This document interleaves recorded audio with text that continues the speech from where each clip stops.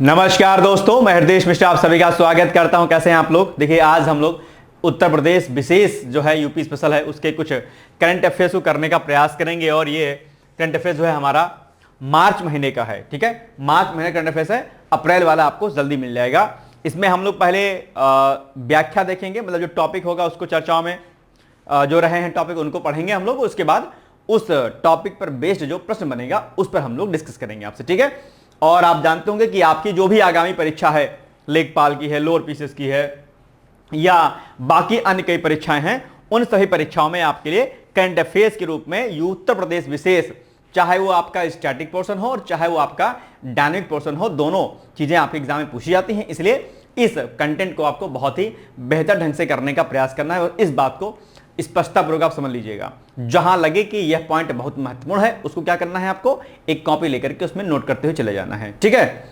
बाकी आप लोग इसको एक बार देखते रहिएगा। ठीक है, चलिए आगे बढ़ते हैं हम लोग। चलिए, अभी यहां पर देखिए कि हमारे बहुत सारे कोर्सेज चलते हैं, इनमें आप एडमिशन ले सकते हैं। और ये तो सारे हमारे कोर्सेज चल ही रहे हैं, लेकिन सबसे अच्छा जो हमारा कोर्स अभी चल रहा है HEO वाला चल रहा है। कौन सा? HEO का, HEO हेल्थ एजुकेशन ऑफिसर का। इसकी फीस जो है कितनी है अभी बताएंगे आपसे, लेकिन इसमें क्या कुछ मिलेगा मैं आपको बता दूं। इसमें जो आपका पेपर फर्स्ट है, ठीक है, पेपर फर्स्ट, ठीक है, और जो आपका पेपर सेकंड है, पेपर सेकंड है, ठीक है। पेपर फर्स्ट कितने का है? 50 क्वेश्चन इसमें आएंगे और इसमें कितने आएंगे? 100 क्वेश्चन आएंगे। तो ये 50 और 100 इन पर सब पर, यानी कि ये पोर्शन आपका किसका है? जीएस का है। और ये किसका है? आपका जनरल स्टडीज का है, जिसमें से आपका सोशियोलॉजी है, एंथ्रोपोलॉजी है आपका, ठीक है, आपकी साइकोलॉजी है, सोशल साइकोलॉजी है, फिर आपकी हेल्थ ज्योग्राफी है, इकोनॉमिक्स है, हिस्ट्री है। ये सेगमेंट, इन सभी के जो है आपको लेक्चर, इन पर बेस्ड क्या हो जाएंगे? आपको मिलेंगे वीडियो लेक्चर मिलेंगे, VIDEO वीडियो लेक्चर मिलेंगे। इन पर बेस्ड क्या मिलेंगे? आपको वीडियो लेक्चर मिलेंगे, प्लस आपको बाइलिंगुअल, क्या बाइलिंगुअल आपको नोट्स भी मिलेंगे इस पर, ठीक है, इसी वीडियो पर आधारित। और बाइलिंगुअल नोट्स पर आधारित इसी पर बेस्ड जो है क्या मिलेंगे? आपको वन लाइनर क्वेश्चन भी अलग से मिल जाएंगे, ताकि जो फैक्चुअल जो क्वेश्चन है आपका वो भी क्या हो? आपका रेडी होता रहे आपका, ठीक। प्लस इसके अलावा 20 फुल लेंथ टेस्ट मिलेगा। क्या मिलेगा? 20 फुल लेंथ टेस्ट भी इसमें आपको मिलेगा, ठीक है। प्लस इसके अलावा करंट अफेयर्स का आपको मिलेगा वीडियो। क्या मिलेगा? वीडियो मिलेगा। और इसी पर बेस्ड आपको मिलेगी मंथली मैगजीन मिलेगी।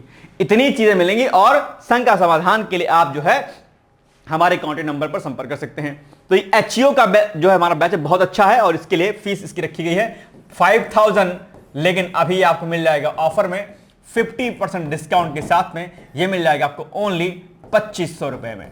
2500 रुपए में इतना कंटेंट कोई दे देगा? आप तो कहिएगा जीएस के अलग अलग सब्जेक्ट के अलग अलग टीचर, इकोनॉमिक्स के अलग टीचर, साइंस के अलग है, पॉलिटी के अलग है, ठीक है। उधर सेकंड पेपर में आपका सोशियोलॉजी टीचर मैं पढ़ाऊंगा अलग से, प्लस उधर ऐश्वर्या में पढ़ाएंगे। कम से कम 8 टीचर मिलकर के, 8-10 टीचर मिलकर के इस पूरे HEO के सिलेबस को कवर करने का प्रयास करेंगे।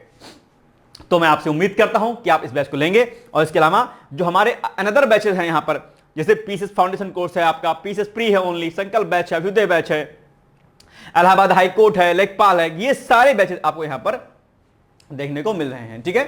तो ये सब चीजें आप यहां पर देख सकते हैं। और इसके लिए आप हमें हमारे कॉन्टैक्ट नंबर 8604409201 पर, इस नंबर पे आप सीधे मुझसे बातचीत कर सकते हैं। बाकी आप इस वाले नंबर पर भी बातचीत कर सकते हैं, ठीक है। तो इस पर उस बैच का नाम लेकर के आप व्हाट्सएप कर दीजिएगा या डायरेक्टली आप कॉल कर सकते हैं, ठीक है। चलिए, तो ये एक छोटी सूचना थी जो मुझे आपको देनी थी। चलिए, अब आते हैं आज के हम पहले प्रश्न पर। यानी पहला टॉपिक हमारा क्या है? जो जेवर में जो नोएडा इंटरनेशनल एयरपोर्ट के प्रथम चरण का अभी हाल में क्या हुआ है? उद्घाटन कर दिया गया है। और यह प्रश्न आपके लिए क्या है? बड़ा महत्वपूर्ण है। एक ऐतिहासिक घटनाक्रम जो है हुआ है 26 मार्च 2026 को, अगर आपको याद होगा, पीएम श्री नरेंद्र मोदी जी के द्वारा जो उत्तर प्रदेश का गौतम बुद्ध नगर है ना, गौतम बुद्ध नगर जिले के जेवर में ही नोएडा इंटरनेशनल एयरपोर्ट के प्रथम चरण का अभी ऐतिहासिक उद्घाटन किया गया है। तो ये डेट आपको याद रखनी है और किसके द्वारा? पीएम के द्वारा, ध्यान रखिएगा। और एक खास बात इसमें यह है कि ये उत्तर प्रदेश का, ध्यान रखिएगा, यूपी का ये पहला और एकमात्र ये ऐसा स्टेट बन गया है जहां 5 जो है चालू इंटरनेशनल जो एयरपोर्ट हैं वो हो गए हैं। 5, तो ये अच्छी बात है। इसमें क्या क्या आएगा, एक आएगा आपका लखनऊ, देखो नोट कर लेना इसको, बहुत इंपॉर्टेंट है। एक क्या जाएगा आपका, एक हो जाएगा आपका लखनऊ लिखा हुआ है, दूसरा आपका क्या हो जाएगा वाराणसी, ठीक है, वाराणसी हो गया। फिर आपका कुशीनगर हो गया, क्या कुशीनगर, कुशीनगर हो गया आपका, ठीक है। उसके बाद आपका अयोध्या और अब जेवर हो गया, ये अयोध्या, अयोध्या और फिर आपका जेवर, अभी हाल ही में जिसका उद्घाटन किया गया है। तो 1 2 3 4 और 5, यानी कि आप यूपी भारत का पहला और एकमात्र ऐसा राज्य बन गया जहां 5 चालू अंतरराष्ट्रीय हवाई अड्डे बन चुके हैं। और ये आपके एग्जाम में सीधे प्रश्न पूछ लेगा, आजकल पूछा जाता है प्रश्न आप एग्जाम में कि बताइए निम्नलिखित में से कौन सा अंतरराष्ट्रीय हवाई अड्डा है या नहीं है, या यूपी में कुल कितने अंतरराष्ट्रीय हवाई अड्डे हैं बताइए मुझे। तो ये चीजें आपको याद रखना है। और ये जो हवाई अड्डा है ये राष्ट्रीय राजधानी क्षेत्र यानी कि जो एनसीआर का एरिया है, एनसीआर में इंदिरा गांधी अंतरराष्ट्रीय हवाई अड्डे के बाद दूसरा अंतरराष्ट्रीय विमानन क्षेत्र भी है। इस बात को भी आपको क्या करना है, ध्यान रखना है, ठीक है। तो ये सब बातें ख्याल रखनी है आपको। और इसके अलावा ये जो आपका एयरपोर्ट है ये वाला, इसका अगर फैक्चुअल डेटा अगर आप देखेंगे तो पूछेगा आपसे भाई कि भाई इसका विकास कितना, डेवलपर कौन है इसका, तो डेवलपर के रूप में ग्रीनफील्ड हवाई अड्डे का निर्माण Yamuna international airport private limited, इसको नोट कर लीजिएगा, क्या Yamuna international airport private limited के द्वारा किया गया है। जो कहां कंपनी है, जो कंपनी है स्विट्जरलैंड की आपकी। तो ये पॉइंट आपसे पूछ सकता है कि भाई बताओ डेवलपर कौन है, ठीक है। जो स्विट्जरलैंड की कंपनी ज्यूरिख एयरपोर्ट इंटरनेशनल एजी की एक आप जो है अपने आप में सहायक कंपनी के रूप में है, ठीक है। तो ये सब बातें आपको क्या करनी है, ध्यान रखनी है। और आपके एग्जाम में प्रश्न यहां से बन सकता है, ध्यान रखिएगा।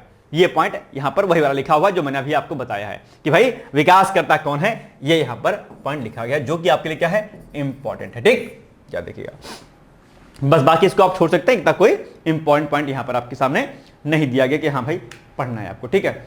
अच्छा एक बात और, इसमें पर्यावरणीय दृष्टिकोण से भी ये अपने आप में कई सारे मानकों को पूरा करता है। ग्रीनफील्ड एयरपोर्ट है अपने आप में, इसलिए आपकी परीक्षा में यहां से प्रश्न आने की संभावना ज्यादा रहेगी।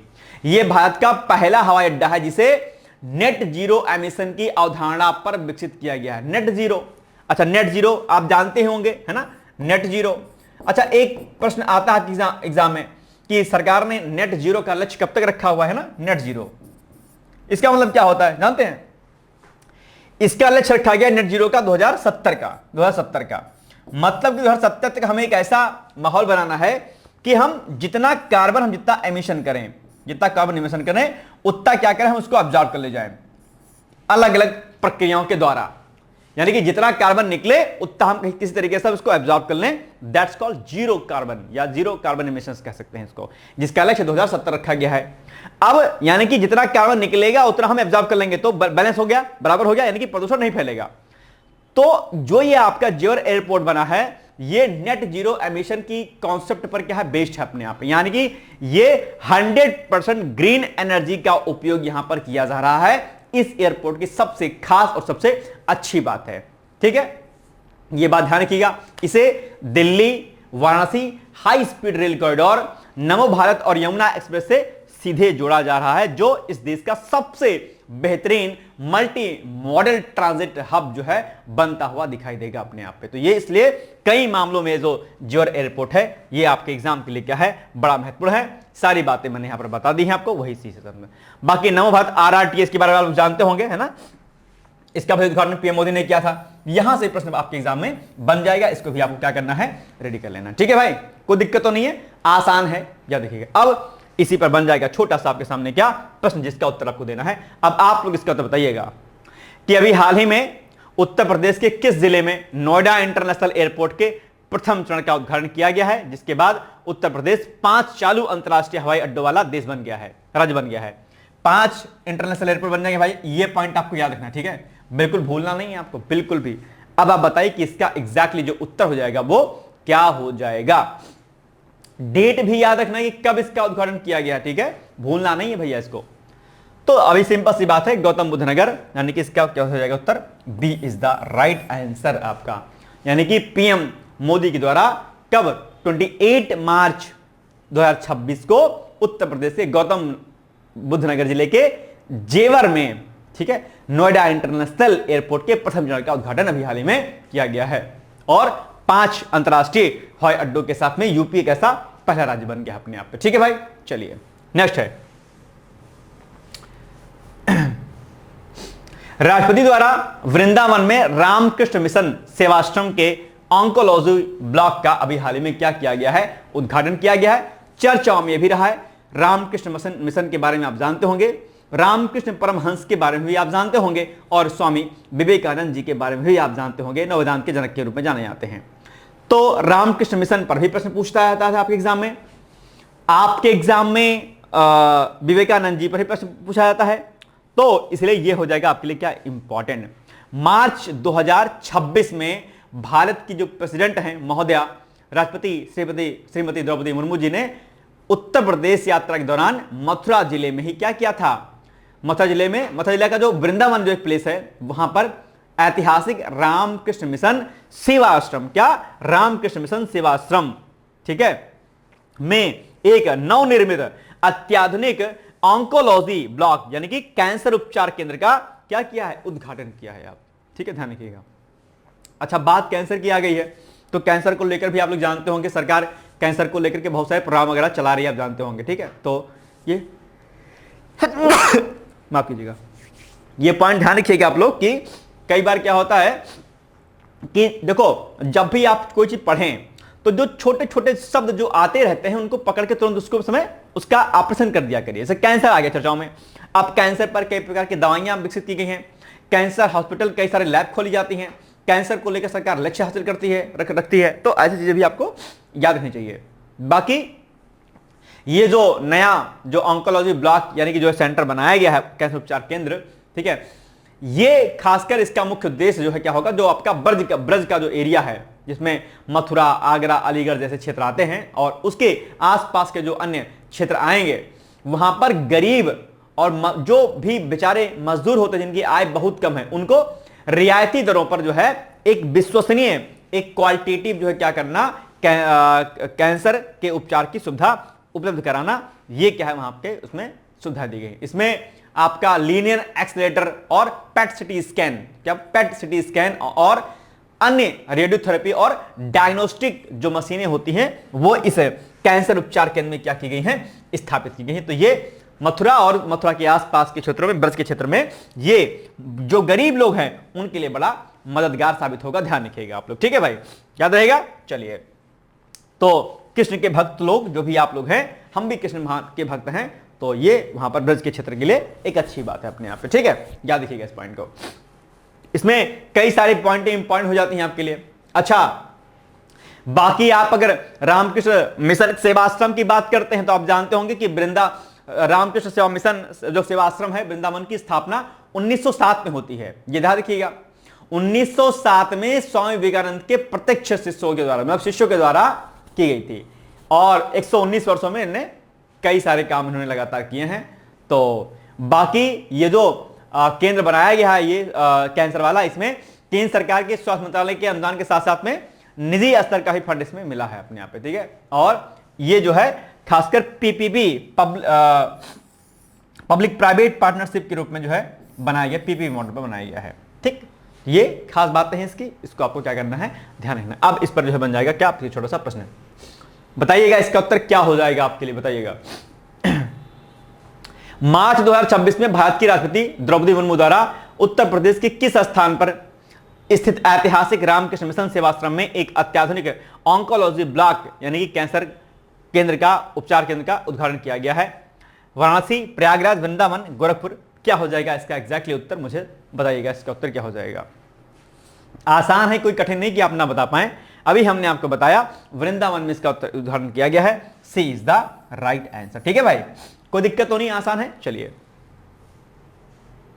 ये देखिए सेम वही बात जो मैंने बताई, व्याख्या कुछ पढ़ाने की आवश्यकता है नहीं क्योंकि व्याख्या ऑलरेडी मैंने आपको बता ही दिया है। ठीक है, चलिए अब आ गया निवेश मित्र 3.0 उन्नत डिजिटल प्लेटफॉर्म का भी हाल ही में क्या किया गया, उद्घाटन किया गया है। ठीक है, और उत्तर प्रदेश को भी आप जानते होंगे कि उत्तर प्रदेश को $1 ट्रिलियन इकोनॉमी बनाने और राज्य में निवेश यानी कि इन्वेस्टमेंट को अनुकूल माहौल देने यानी कि ईज ऑफ डूइंग बिजनेस में आगे बढ़ाने को लेकर के अधिक सुदृढ़ करने के लिए मुख्यमंत्री जो आपके सीएम योगी आदित्यनाथ जी ने उन्होंने अभी हाल ही में मार्च में क्या किया है, राज्य के सिंगल विंडो क्लियरेंस पोर्टल का नवीनतम जो संस्करण है वो क्या है, जिसका नाम हम क्या रखे हैं, निवेश मित्र 3.0 को क्या किया है, लॉन्च किया है। निवेश 3.0 को लॉन्च किया, ये देखिए, ताकि उत्तर प्रदेश को हम निवेश का एक हब बना पाए और सिंगल विंडो सिस्टम आप जानते होंगे जहां पर एक ही जगह पर सारे इन्वेस्टमेंट के सारे क्लियरेंस जो है क्या हो सके, क्लियर हो सके,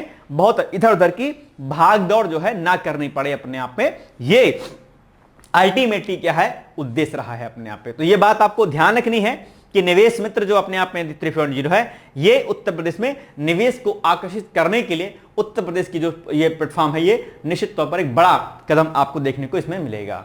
ठीक है, और ये जो है, जो ये पोर्टल जो बनाया गया है निवेश मित्र 3.0, बेसिकली ये आर्टिफिशियल इंटेलिजेंस यानी कि एआई और मशीन लर्निंग सिस्टम पर क्या है, ये आधारित है अपने आप में। ठीक है, ये उद्योगों को उनकी जो श्रेणी होती है, जो उनकी कैटेगरी होती है, ठीक है, जैसे कि ग्रीन हुआ, ऑरेंज हुआ, रेड हुआ है, कि इस बेस पर जो है इनको जो है ऑटो क्लीनेस जो है प्रदान करने में क्या है, सक्षम है। ये ऑटोमेटिक जो है काम करेगी अपने आप पे, कि देखिए उद्योगों का एक कैटेगरी होती है, ऑरेंज, ये ग्रीन एनर्जी उसमें आएगी इंडस्ट्री में, ये ऑरेंज इंडस्ट्री में आएगी, ये रेड इंडस्ट्री में आएगी। तो किस कंपनी को किस कैसा दर्जा देना है, ये पोर्टल ऑटोमेटिक इसको बताता रहेगा। इसमें क्योंकि एआई और मशीन लर्निंग का इसमें उपयोग किया गया है, और इस पोर्टल पर 40 से अधिक राज्य सरकारी विभागों, जैसे कि आपका पोल्यूशन कंट्रोल बोर्ड हो गया है, आपका लेबर डिपार्टमेंट हो गया है, अग्निशमन, ये सभी से ज्यादा सेवाएं और लोग इस पे क्या करेंगे, अपनी जो है एनओसी एक ही स्थान पर एकीकृत कर पाएंगे। तो ये एक समग्र रूप से पोर्टल अपने आप पे क्या है, बहुत बेहतर पोर्टल है, जो कि आपको पढ़ना चाहिए। ये सारी बातें मैंने आपको बता दिया, ये वही लिखी है जो अभी हमने आपको चर्चा करके बताई हैं अपने आप पे। ठीक है, ये पॉइंट है, इसके बारे में 2 पॉइंट यहां से आप पढ़ लीजिएगा, जो कि क्या हो जाएगा आपके लिए, इंपॉर्टेंट हो जाएगा। ठीक है, कुछ ऐसा तो नहीं ना कि वो कठिन लग रहा है आपको, है ना, सही है। और इसमें जो है समय सीमा तय रहेगी भैया, कि इतने समय सीमा के भीतर आपको ये चीजें मिल जाएंगी। यानी जो नई व्यवस्था होगी इसमें, यदि कोई विभाग, कोई डिपार्टमेंट ऐसा है जो एक नियत समय सीमा के भीतर उद्यमी के आवेदन का निस्तारण नहीं करता है, तो पोर्टल द्वारा स्वतः अनुमोदन जो है जनरेट कर दिया जाएगा।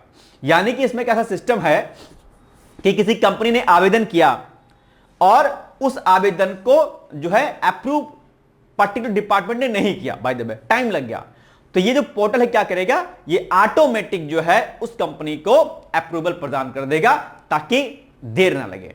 और पहले सारा काम तो ऑफिसों में चलता था, आप जानते होंगे, आज भी कहीं कहीं काम बड़ा गड़बड़ चलता है। ऐसे 4-5 अलग अलग ऑफिस बनी हुई हैं, डिस्टेंस है। अब एक कंपनी को क्या करना है, इन्वेस्टमेंट करना है। ठीक है, अब भाई सिंपल सी बात है, इसके लिए कागजी कार्रवाई होगा। पहले बंदा यहां जाएगा, तो आप जानते हो कि भारत में जो लंच होता है वो 2-2.5 घंटे से नीचे लंच नहीं होता ऑफिसर। सरकारी अस्पताल का लंच 2-2.5 घंटे से नीचे नहीं होता है। मतलब अगर लंच का टाइम अगर 1 से 2 रखा गया है, या 1 से 2 अगर रखा गया, वैसे तो आई थिंक समझौता 1 घंटे आधे घंटे का होता है, लेकिन फिर भी 1 से 2 मान लेते हैं। अगर 1 से 2 घंटे का लंच का टाइम अगर ऑफिस में है सरकारी, तो लंच के 1 घंटा पहले ऑफिस बंद हो जाएगी। अब भैया लंच होने वाला है, साहब जी उठ जाएंगे, ठीक। और 2 बजे का जो टाइम है, उस 2 से 1 घंटा प्लस का, ठीक है, यानी कि प्लस, तो ये हो जाएगा आपका 3। तो 12 से लेकर 3 तक काम एकदम नगण्य होता है, दोपहरिया में एकदम से। साहब लोग खाना खाते हैं, खाना खा के सोई जाते होंगे। हालांकि अब सरकार सख्त है, अब ऐसा नहीं होता, लेकिन पहले ऐसे होता था। लंच के 1 घंटा पहले काम ठप, और लंच खत्म होने के 1 घंटा बाद काम ठप। ठीक है, ये स्थिति सरकारी जो दफ्तरों की हुआ करती थी। अभी तो सब कुछ सिस्टम बहुत अच्छा हो गया है ना, बहुत सुधार हुआ है। ई गवर्नेंस के माध्यम से, गुड गवर्नेंस के माध्यम से सरकार ने बहुत ज्यादा सिंगल विंडो जो सिस्टम सरकार ने जो रखा, जो डिजिटल इंडिया मिशन है, उसने इस सरकारी तंत्र को बदलने का बहुत बड़ा बीटा है। अब ये मत कहना कि मैं वर्तमान सरकार की तारीफ कर रहा हूं भाई साहब, ये सब मत सोचा करो।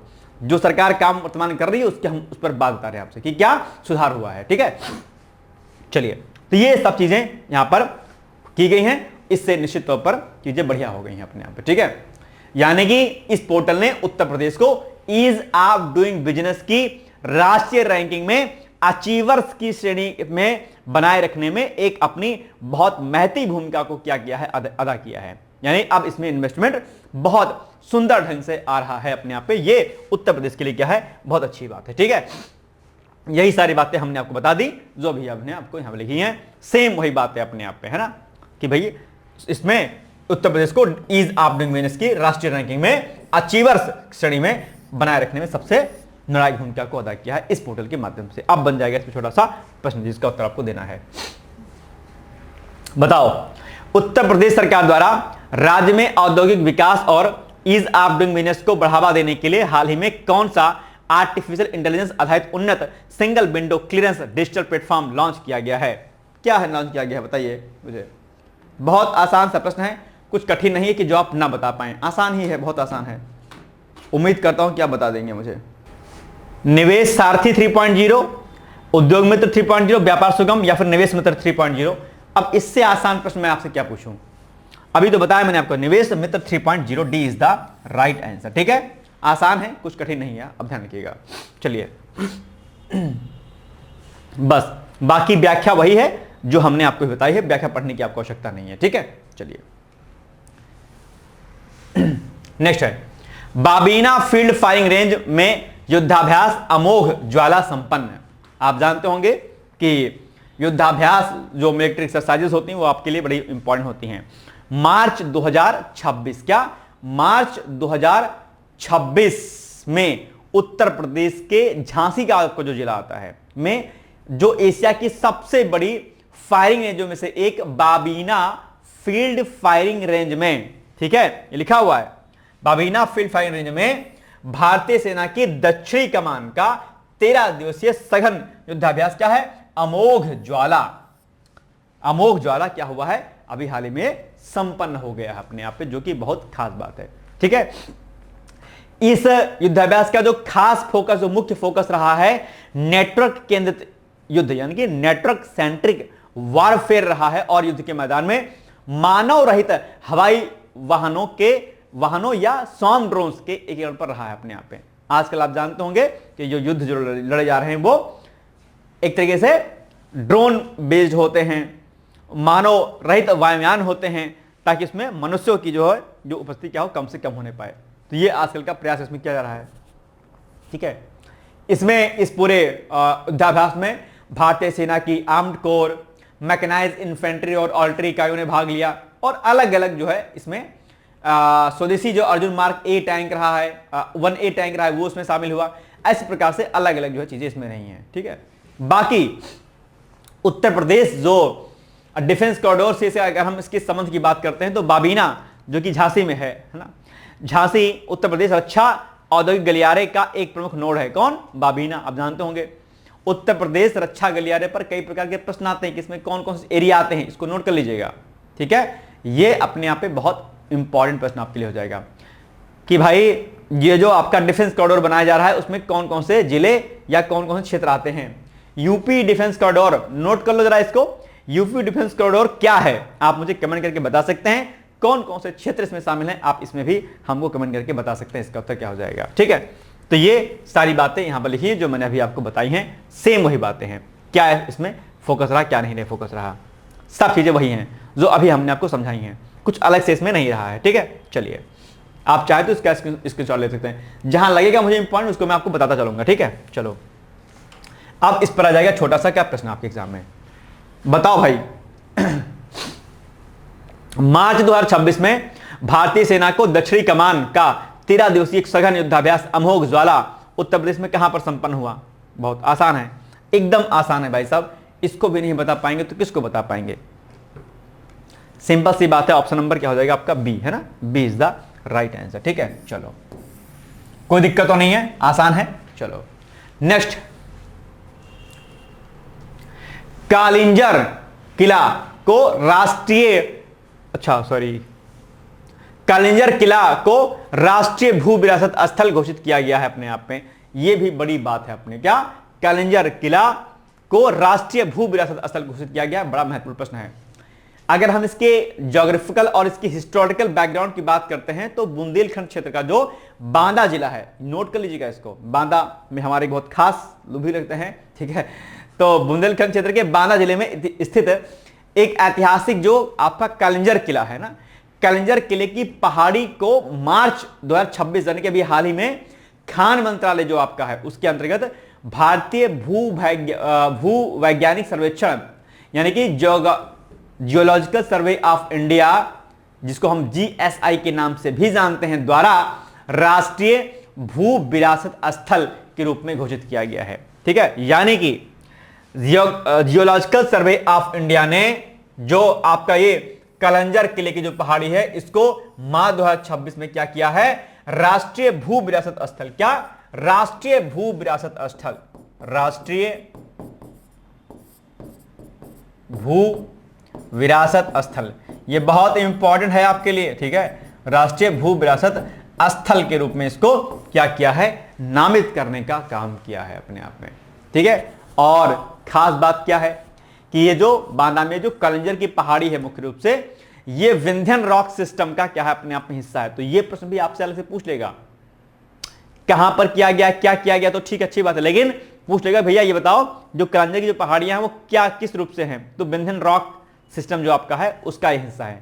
इसमें बलुआ पत्थर जो आपका सैंडस्टोन होता है और प्राचीन अवसादी चट्टान जो सेडिमेंट्री रॉक होती है ना, सेडिमेंट्री रॉक, अवसादी चट्टान जिसको बोलते हैं हम लोग, सेडिमेंट्री रॉक की परतें लाखों वर्ष पुरानी इसमें जो है पाई गई हैं, पाई जाती हैं। ठीक है, और यह स्थान खास करके भूगर्भीय विकास और प्राचीन जो आपकी समुद्री पर्यावरण अध्ययन के लिए क्या है, अपने आप में महत्वपूर्ण है। यही बात आपको आगे देखने को मिलेगी जो मैंने आपको बता दिया है। तो ये फैक्ट आपके लिए कि कलिंजर की पहाड़ी मुख्य रूप से विंध्यन रॉक सिस्टम का क्या है, अपने आप में हिस्सा है, और यहां पर जो आपका जो सैंडस्टोन है, बलुआ पत्थर और प्राचीन अवसादी चट्टान यानी कि जो सेडिमेंट्री रॉक्स है, इनकी परतें लाखों वर्ष पुरानी यहां पर पाई गई हैं। और भैया अब ये जो पढ़ रहे हो आप लगे हाथ क्या काम कर लीजिएगा, आपको मैं टास्क दे देता हूं। टास्क क्या है आपका कि जितनी भी पहाड़ियां होती हैं इनको पढ़ लीजिएगा, और जो रॉक है आपका रॉक इनको पढ़ लीजिएगा। सेडिमेंट्री रॉक्स क्या होती हैं, मेटामॉर्फिक रॉक्स क्या होती हैं, आपके एग्जाम में यहां पर प्रश्न बनता है, रॉक्स और सॉइल दोनों। और वेदरिंग क्या होता है, सॉइल इरोजन और वेदरिंग दो कॉन्सेप्ट होते हैं यहां पे एग्जाम में, बड़े महत्वपूर्ण, जिसको क्या बोलते हैं, वेदरिंग को क्या बोलेंगे, देखो ध्यान नहीं मुझे आ रहा है। एक तो सॉइल इरोजन होता है ना, तो सॉइल इरोजन और वेदरिंग ये दो कॉन्सेप्ट आपके लिए एग्जाम के लिए इंपॉर्टेंट है। और साथ साथ में रॉक जो आपका सेडिमेंट्री मेटामॉर्फिक जो अलग अलग रॉक्स होती हैं उनमें क्या क्या तत्व पाए जाते हैं, और बाकी डिटेल्स के बारे में आप इसको पढ़ लीजिएगा, बहुत महत्वपूर्ण चीजें हैं आपके लिए। ठीक है, चलिए भाई। अच्छा, इसका कुछ हिस्टोरिकल बैकग्राउंड भी है अपने आप में, उसको भी आप पढ़ लीजिए। ठीक है, तो हिस्टोरिकल बैकग्राउंड की हम बात करते हैं तो चंदेल राजवंश का जो शासनकाल था अगर कहा जाता है, तो उनके शासनकाल में यह किला अपने आप में बहुत अजेय माना, मतलब इसको कोई हरा नहीं सकता है। ठीक है, हालांकि 1545 में इसी किले को जीतने के अभियान के दौरान बारूद फटने से अफगान शासक शेरशाह सूरी की मृत्यु हो गई थी। अब आप सुनो, शेरशाह सूरी याद है आपको क्या इतिहास रहा है, तो शेरशाह सूरी की जो मृत्यु हुई है वो 1545 में इसी किले को जीतने के अभियान के दौरान हुई थी अपने आप पे। ठीक है, और इस घोषणा के बाद जो भी हासिल में इसकी घोषणा जो की गई है, नया इसको जो स्थल घोषित किया गया है, इसके बाद सरकार यूपी गवर्नमेंट और बाकी जो सेंट्रल गवर्नमेंट है मिलकर के यहाँ एक जियो पार्क बनाएंगे इसी स्थान पर। ठीक है, जिससे क्या होगा, पर्यटन को विकास, पर्यटन को बढ़ावा मिलेगा, और वहां पर एक जो है जो साइंटिस्ट आदि हैं जो अंतरराष्ट्रीय स्तर के वैज्ञानिक है वो भी आकर्षित होंगे, और पर्यटन से नए रोजगार आदि भी यहाँ पर विकसित होने का प्रयास किया जाएगा। ये बातें यहाँ पर लिखी गई हैं सारी जो मैंने आपको यहाँ बता दी हैं। ठीक है, तो ये इसका हिस्टोरिकल बैकग्राउंड भी है, आप इसको भी एक बार पढ़ लीजिएगा कि क्या क्या कैसे कैसे रहा है अपने आप पे। ठीक है, ये भी खास बात रहा है। ये सारे पॉइंट आपके लिए क्या है, इंपॉर्टेंट है। देखो ऐसा ही करंट अफेयर्स बनता है, तब कई बार आप कहते हो सर पता नहीं सर कहां से पूछ लिया प्रश्न, सर हिस्ट्री में पता नहीं कहां से प्रश्न आता, ऐसे पूछाता है। करंट के अगर आप टच में हैं तो आप जीएस के प्रश्नों को गलत नहीं करेंगे, लेकिन आपको पढ़ना आना चाहिए बॉस। नहीं पढ़ेंगे तो आप क्या काम करते, करंट में क्या करते हो, जो लिखा एक लाइन वही पढ़ के छोड़ के चले, तो नहीं, उससे रिलेटेड जो इंफॉर्मेशन आप पकड़ सकते, पिक कर सकते हैं हैंड टू हैंड, उसको पढ़ते जाइए बस। फिर देखिए कि करंट के साथ में आपका स्टैटिक पोर्शन जीएस का कितना बेहतर तैयार होता है, लेकिन आप काम करते नहीं हो उसको। अब जैसे शेरशाह सूरी अभी चर्चा में आया है, तो लगे हाथ शेरशाह सूरी को पढ़ लीजिए हैंड टू हैंड, देखिए फिर क्या होगा। तो एक तरफ करंट अफेयर्स रेडी हो गया और एक तरफ हो गया आपका रेडी क्या, जीएस का सेक्शन। लेकिन ये करना पड़ेगा भाई साहब, लेकिन करते नहीं आप, क्योंकि मेहनत करनी पड़ती है ना, इसलिए नहीं करते हैं आप लोग। चलिए, हाल ही में भारतीय भूवैज्ञानिक सर्वेक्षण द्वारा उत्तर प्रदेश के बांदा जिले में स्थित किस ऐतिहासिक किले की पहाड़ी को राष्ट्रीय भू विरासत स्थल घोषित किया गया? चुनार का किला, रामनगर का किला, आगरा का किला या फिर कलंजर का किला? अभी हमने बताया, इसका उत्तर क्या हो जाएगा? Option number D is the right answer. ठीक, चलिए D is the right answer. Now next आ गया, लखनऊ में सेना की मध्य कमान का पहला रणनीतिक संचार सम्मेलन जो है अभी क्या हुआ है? आयोजित किया गया। यह भी चर्चाओं में रहा है। ठीक है, बहुत इंपॉर्टेंट तो नहीं है, लेकिन हां कह सकते हो कि इंपॉर्टेंट है, क्योंकि एग्जाम में प्रश्न यहां से बनते हैं आपके एग्जाम में। ठीक है, चलो, मार्च में ही अभी हाल ही में भारतीय सेना के जो मध्य कमान है अपने आप में, जिसे सूर्या कमान के नाम से भी हम जानते हैं खास करके, तो इसने अपने मुख्यालय लखनऊ छावनी में पहली बार 2 दिवसीय रणनीतिक संचार सम्मेलन, स्ट्रैटेजिक कम्युनिकेशन कॉन्फ्रेंस जो है इसका एक आयोजन किया। और यह सम्मेलन दरअसल जो आधुनिक युद्ध की जो बदलती प्रकृति है उसके लिए इसको रखा गया था अपने आप में। ये खास बात है अपने आप में, यानी कि अगर आप देखेंगे तो अगर मैं यहां पर बताऊं कि लखनऊ में सेना की मध्य कमान का पहला रणनीतिक संचार सम्मेलन जो है वो अभी आयोजित किया गया है, तो ये इंपॉर्टेंट भी रहा है। और इसमें खास बात अगर मैं आपको बताऊं कि इस पूरे उसकी थीम क्या थी, तो थीम जो थी इस पूरे आयोजन की, ये आपके लिए इंपॉर्टेंट हो जाएगी। और इसका जो मुख्य फोकस या थीम था, ठीक है, वो क्या था? डिजिटल युग में नैरेटिव बिल्डिंग और राष्ट्रीय सुरक्षा में सूचना डोमेन का प्रबंधन, जो कि यहां पे लिखा हुआ है। ये आपका अल्टीमेटली ये इस बेस पर जो है पूरा सम्मेलन जो है आयोजित किया गया था। ठीक है, चलिए, सम्मेलन में सैन्य संचालन में आर्टिफिशियल इंटेलिजेंस, डीप फेक जैसी भ्रामक तकनीकों की पहचान और सुरक्षित साइबर संचार के उपयोग पर गहन मंथन किया गया था। अब देखो, एआई तो वैसे भी इंपॉर्टेंट है, इस पर कई बार एस्से आ लिखने के लिए आता है, तो एआई पर क्या करिएगा आप लोग? एस्से रेडी कर लीजिएगा अच्छी तरीके से, ये आपके लिए इंपॉर्टेंट है, चाहे आप आरओ के अभ्यर्थी हो, चाहे आप पीसीएस के अभ्यर्थी हो। और डीप फेक वीडियोस पर, डीप फेक पर मैंने खूब सारे लेक्चर और कई सारे मैंने आपको आर्टिकल कराए हैं। डीप फेक वीडियो क्या होते हैं, ये इस पर हम कैसे रोक लगा सकते हैं, इसका क्या नुकसान होता है, ये कई सारी चीजें आपके लिए इंपॉर्टेंट होती है, इनको आप एक बार क्या करिएगा? देख लीजिएगा अच्छे तरीके से। ठीक है, बस ज्यादा कुछ इसमें खास बताने की नहीं है, आप चाहें तो इसको छोड़ सकते हैं। ठीक है, इस आयोजन में अलग अलग लोग जिसमें पार्टिसिपेट किया है, और उत्तर प्रदेश मध्य कमान का केंद्र होने के कारण सामरिक दृष्टि से अत्यंत महत्वपूर्ण है। यह सम्मेलन सेना को भ्रामक सूचनाओं से निपटने के लिए एक मजबूत ढांचा या तंत्र जो है तैयार करने के लिए प्रतिबद्धता जाहिर करता है अपने आप में। ठीक है, चलिए, प्रश्न बन जाएगा, मार्च 26 में भारतीय सेना को की मध्य कमान द्वारा अपना पहला रणनीतिक संचार सम्मेलन first strategic communication conference Uttar Pradesh के किस शहर में आयोजित किया गया? कितना आसान प्रश्न बताइए, सिंपल सी बात है, इसका उत्तर क्या हो जाएगा? लखनऊ, यानी कि सी इज द राइट आंसर। बहुत आसान सा है प्रश्न। ठीक है, चलिए, अब देखो नेक्स्ट टॉपिक है, विश्व बैंक के सहयोग से Uttar Pradesh clean air mission की शुरुआत भी हाल ही में कर दी गई है अपने आप। ये भी क्या है? अच्छी बात है। अच्छा, आगे हम बढ़े उसके पहले टास्क तो नोट कर लीजिए। अब इस जैसे ही विश्व बैंक आया आपकी चर्चाओं में, तो अब आगे आप पढ़िए बाद में, या पहले पढ़ लीजिए फिर विश्व बैंक को अलग से रेडी कर लीजिए। ये क्या है? तरीका है करने पढ़ने का। आप इस तरीके से अगर पढ़ेंगे तो आप पाएंगे कि आप बहुत बेहतर स्थिति में जो है रहेंगे, लेकिन आप पढ़ते नहीं है, आप केवल रट्टाफिकेशन मारते हैं। सर ये वाली मैगजीन, सर फला वाली। जब मैं आपसे कहता हूं कि भाई आप दिमाग कहाँ लगाते हो, आपको मैं इतने सुंदर सुंदर बढ़िया बढ़िया प्रश्न बना के देता हूं, आप उसको तैयार कीजिए, लेकिन आप क्या काम करते हो? आप रेडी नहीं करते हो, और यही क्या है आपकी गलती है सबसे बड़ी। मैं आपसे उम्मीद करता हूं कि आप मेरी बातों को समझने का प्रयास करेंगे, लेकिन आप समझते नहीं है भाई साहब। समझने का प्रयास कीजिए प्लीज आप लोग, ठीक है? I hope you understand what I am saying to you, है ना? चलिए, आप हमारे बहुत अच्छे मित्र हैं, आप सभी लोग बहुत अच्छे हमारे विद्यार्थी हैं, है ना? चलिए, तो अभी हाल ही में क्या हुआ कि राष्ट्रीय स्वच्छ वायु कार्यक्रम, जिसको एनसीएपी के नाम से भी जानते हैं, के लक्ष्यों को प्राप्त करने और राज्य में, स्टेट में यानी यूपी में अत्यधिक प्रदूषित शहरों की वायु गुणवत्ता में सुधार लाने के लिए उत्तर प्रदेश सरकार ने, यानी कि यूपी गवर्नमेंट ने वर्ल्ड बैंक यानी कि विश्व बैंक के साथ में तकनीकी और महत्वपूर्ण सहयोग के माध्यम से एक क्लीन एयर मिशन की क्या की है? शुरुआत की है अपने आप, जो कि आपके लिए क्या हो जाएगा? इंपॉर्टेंट। ये देखिए यहीं पे लिखा हुआ है कि वायु गुणवत्ता में, एयर क्वालिटी में क्या सुधार करने के लिए उत्तर प्रदेश सरकार ने इसके साथ मिलकर के, वर्ल्ड बैंक के साथ में मिलकर के तकनीकी और महत्वपूर्ण वित्तीय सहयोग से मार्च 2026 में एक महत्वाकांक्षी क्लीन एयर मिशन की क्या की है, शुरुआत की है अपने आप में। ये आपके लिए क्या है, बहुत इंपॉर्टेंट है, ठीक है। और इस मिशन का नेतृत्व जो है कौन करेगा, उत्तर प्रदेश प्रदूषण नियंत्रण बोर्ड, इसको क्या बोलते हैं, यूपीपीसीबी बोलते हैं, यूपीपीसीबी बोलते हैं, UPPCB, Uttar Pradesh pollution control board इसको बोलते हैं। ये हर स्टेट का अपना अलग बोर्ड होता है प्रदूषण, एक होता है सीपीसीबी, क्या होता है, सीपीसीबी, सीपीसीबी होता है, सेंट्रल पॉल्यूशन कंट्रोल बोर्ड एक होता है। अच्छा, यूपीपीसीबी से ना अभी एक वैकेंसी आई हुई थी वैज्ञानिक सहायक वगैरह की, फॉर्म फिल किया होगा शायद संभवतः, इसमें MSc botany, zoology, environmental science वगैरह मांगा था, 4-5 पोस्ट थी शायद मुझे लग रहा है इसी एनवायरमेंट की, है ना। और बाकी इसी में जूनियर असिस्टेंट वगैरह का भी इसमें फॉर्म था इसी में, ठीक है। प्रयोगशाला सहायक वगैरह भी था, प्रयोगशाला सहायक और वैज्ञानिक सहायक की इसमें पोस्टें थी इसमें।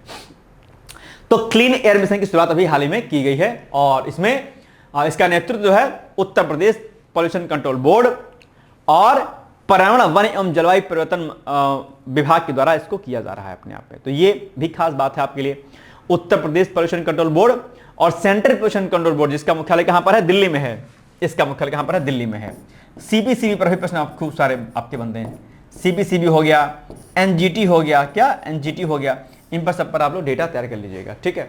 चलिए, और ये जो मिशन है इस मिशन के तहत PM 2.5, क्या PM 2.5, ठीक है, PM 2.5, इसके तहत क्या, जो इस मिशन है, इस मिशन के तहत PM 2.5, PM मतलब पार्टिकुलेट मैटर बोलते हैं इसको, जानते होंगे आप लोग, पढ़े भी होंगे।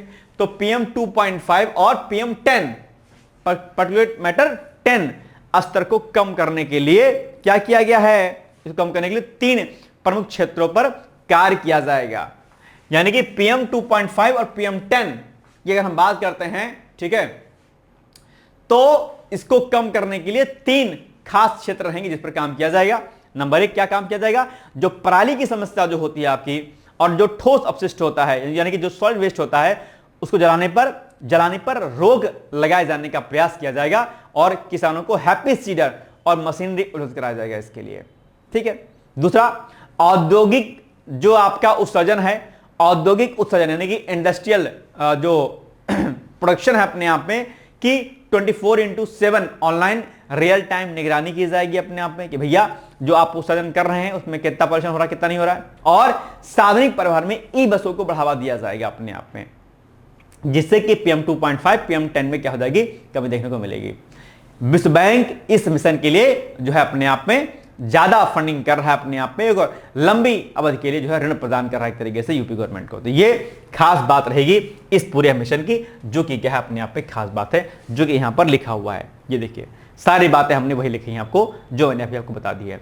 कार्यान्वयन एजेंसी कौन है ये बता दिया मैंने, और ये आपके लिए इंपॉर्टेंट भी है कि भाई इस पूरे कार्यक्रम को कौन डील कर रहा है अपने आप में, तो ये ध्यान रखिएगा, इंपॉर्टेंट है आपके लिए, ठीक है। और क्या फोकस है ये ध्यान रखिएगा।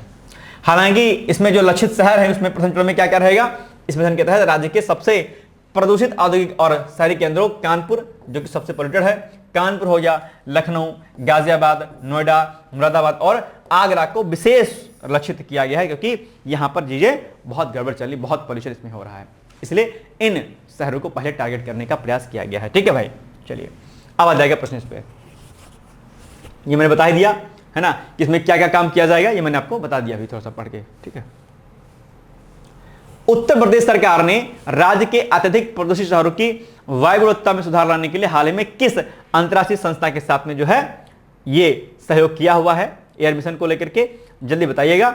बहुत आसान सा प्रश्न है, मुझे नहीं लगता कि इसको आप नहीं बता पाएंगे, it's very very easy question for examination, है ना। तो एशियाई विकास बैंक, विश्व बैंक या फिर यूएनईपी या फिर IMF, तो इसका उत्तर क्या हो जाएगा, वर्ल्ड बैंक के साथ में समझौता ज्ञापन पर साइन किया है, यानी कि B is the right answer. अब लगे हाथ क्या काम करना है, अब देखो अब 4 विकल्प दिए गए हैं, लेकिन 4 विकल्पों में एक विकल्प तो इसका उत्तर हो गया। तो अभी मैंने आपसे कहा था कि क्या कहा था कि एज ए टास्क आपको वर्ल्ड बैंक के बारे में पढ़ लीजिएगा, कहा था मैंने, ठीक है। लेकिन अगर अब एशियाई विकास बैंक, ये भी आपके लिए बहुत इंपॉर्टेंट, अब इस पर प्रश्न खूब बनता है, तो एशियाई विकास बैंक को पढ़ लीजिएगा। यूनाइटेड नेशन एनवायरमेंट प्रोग्राम, संयुक्त राष्ट्र पर्यावरण कार्यक्रम पर खूब सारे प्रश्न बनते हैं यूएनईपी पे, तो यूएनईपी को पढ़ लीजिएगा, ये भी इंपॉर्टेंट है आपके लिए। अंतरराष्ट्रीय मुद्रा कोष, इंटरनेशनल मॉनेटरी फंड इसको बोलते हैं, अब जानते होंगे ये भी बड़े एग्जाम के लिए आपके इंपॉर्टेंट होता है, इसको पढ़ लीजिएगा, ठीक है। अच्छा, एक होता है यूएनडीपी, एक होता है यूएनईपी, एक होता है यूएनडीपी। यूएनडीपी इसको भी पढ़ लीजिएगा, लगे हाथ सेम है।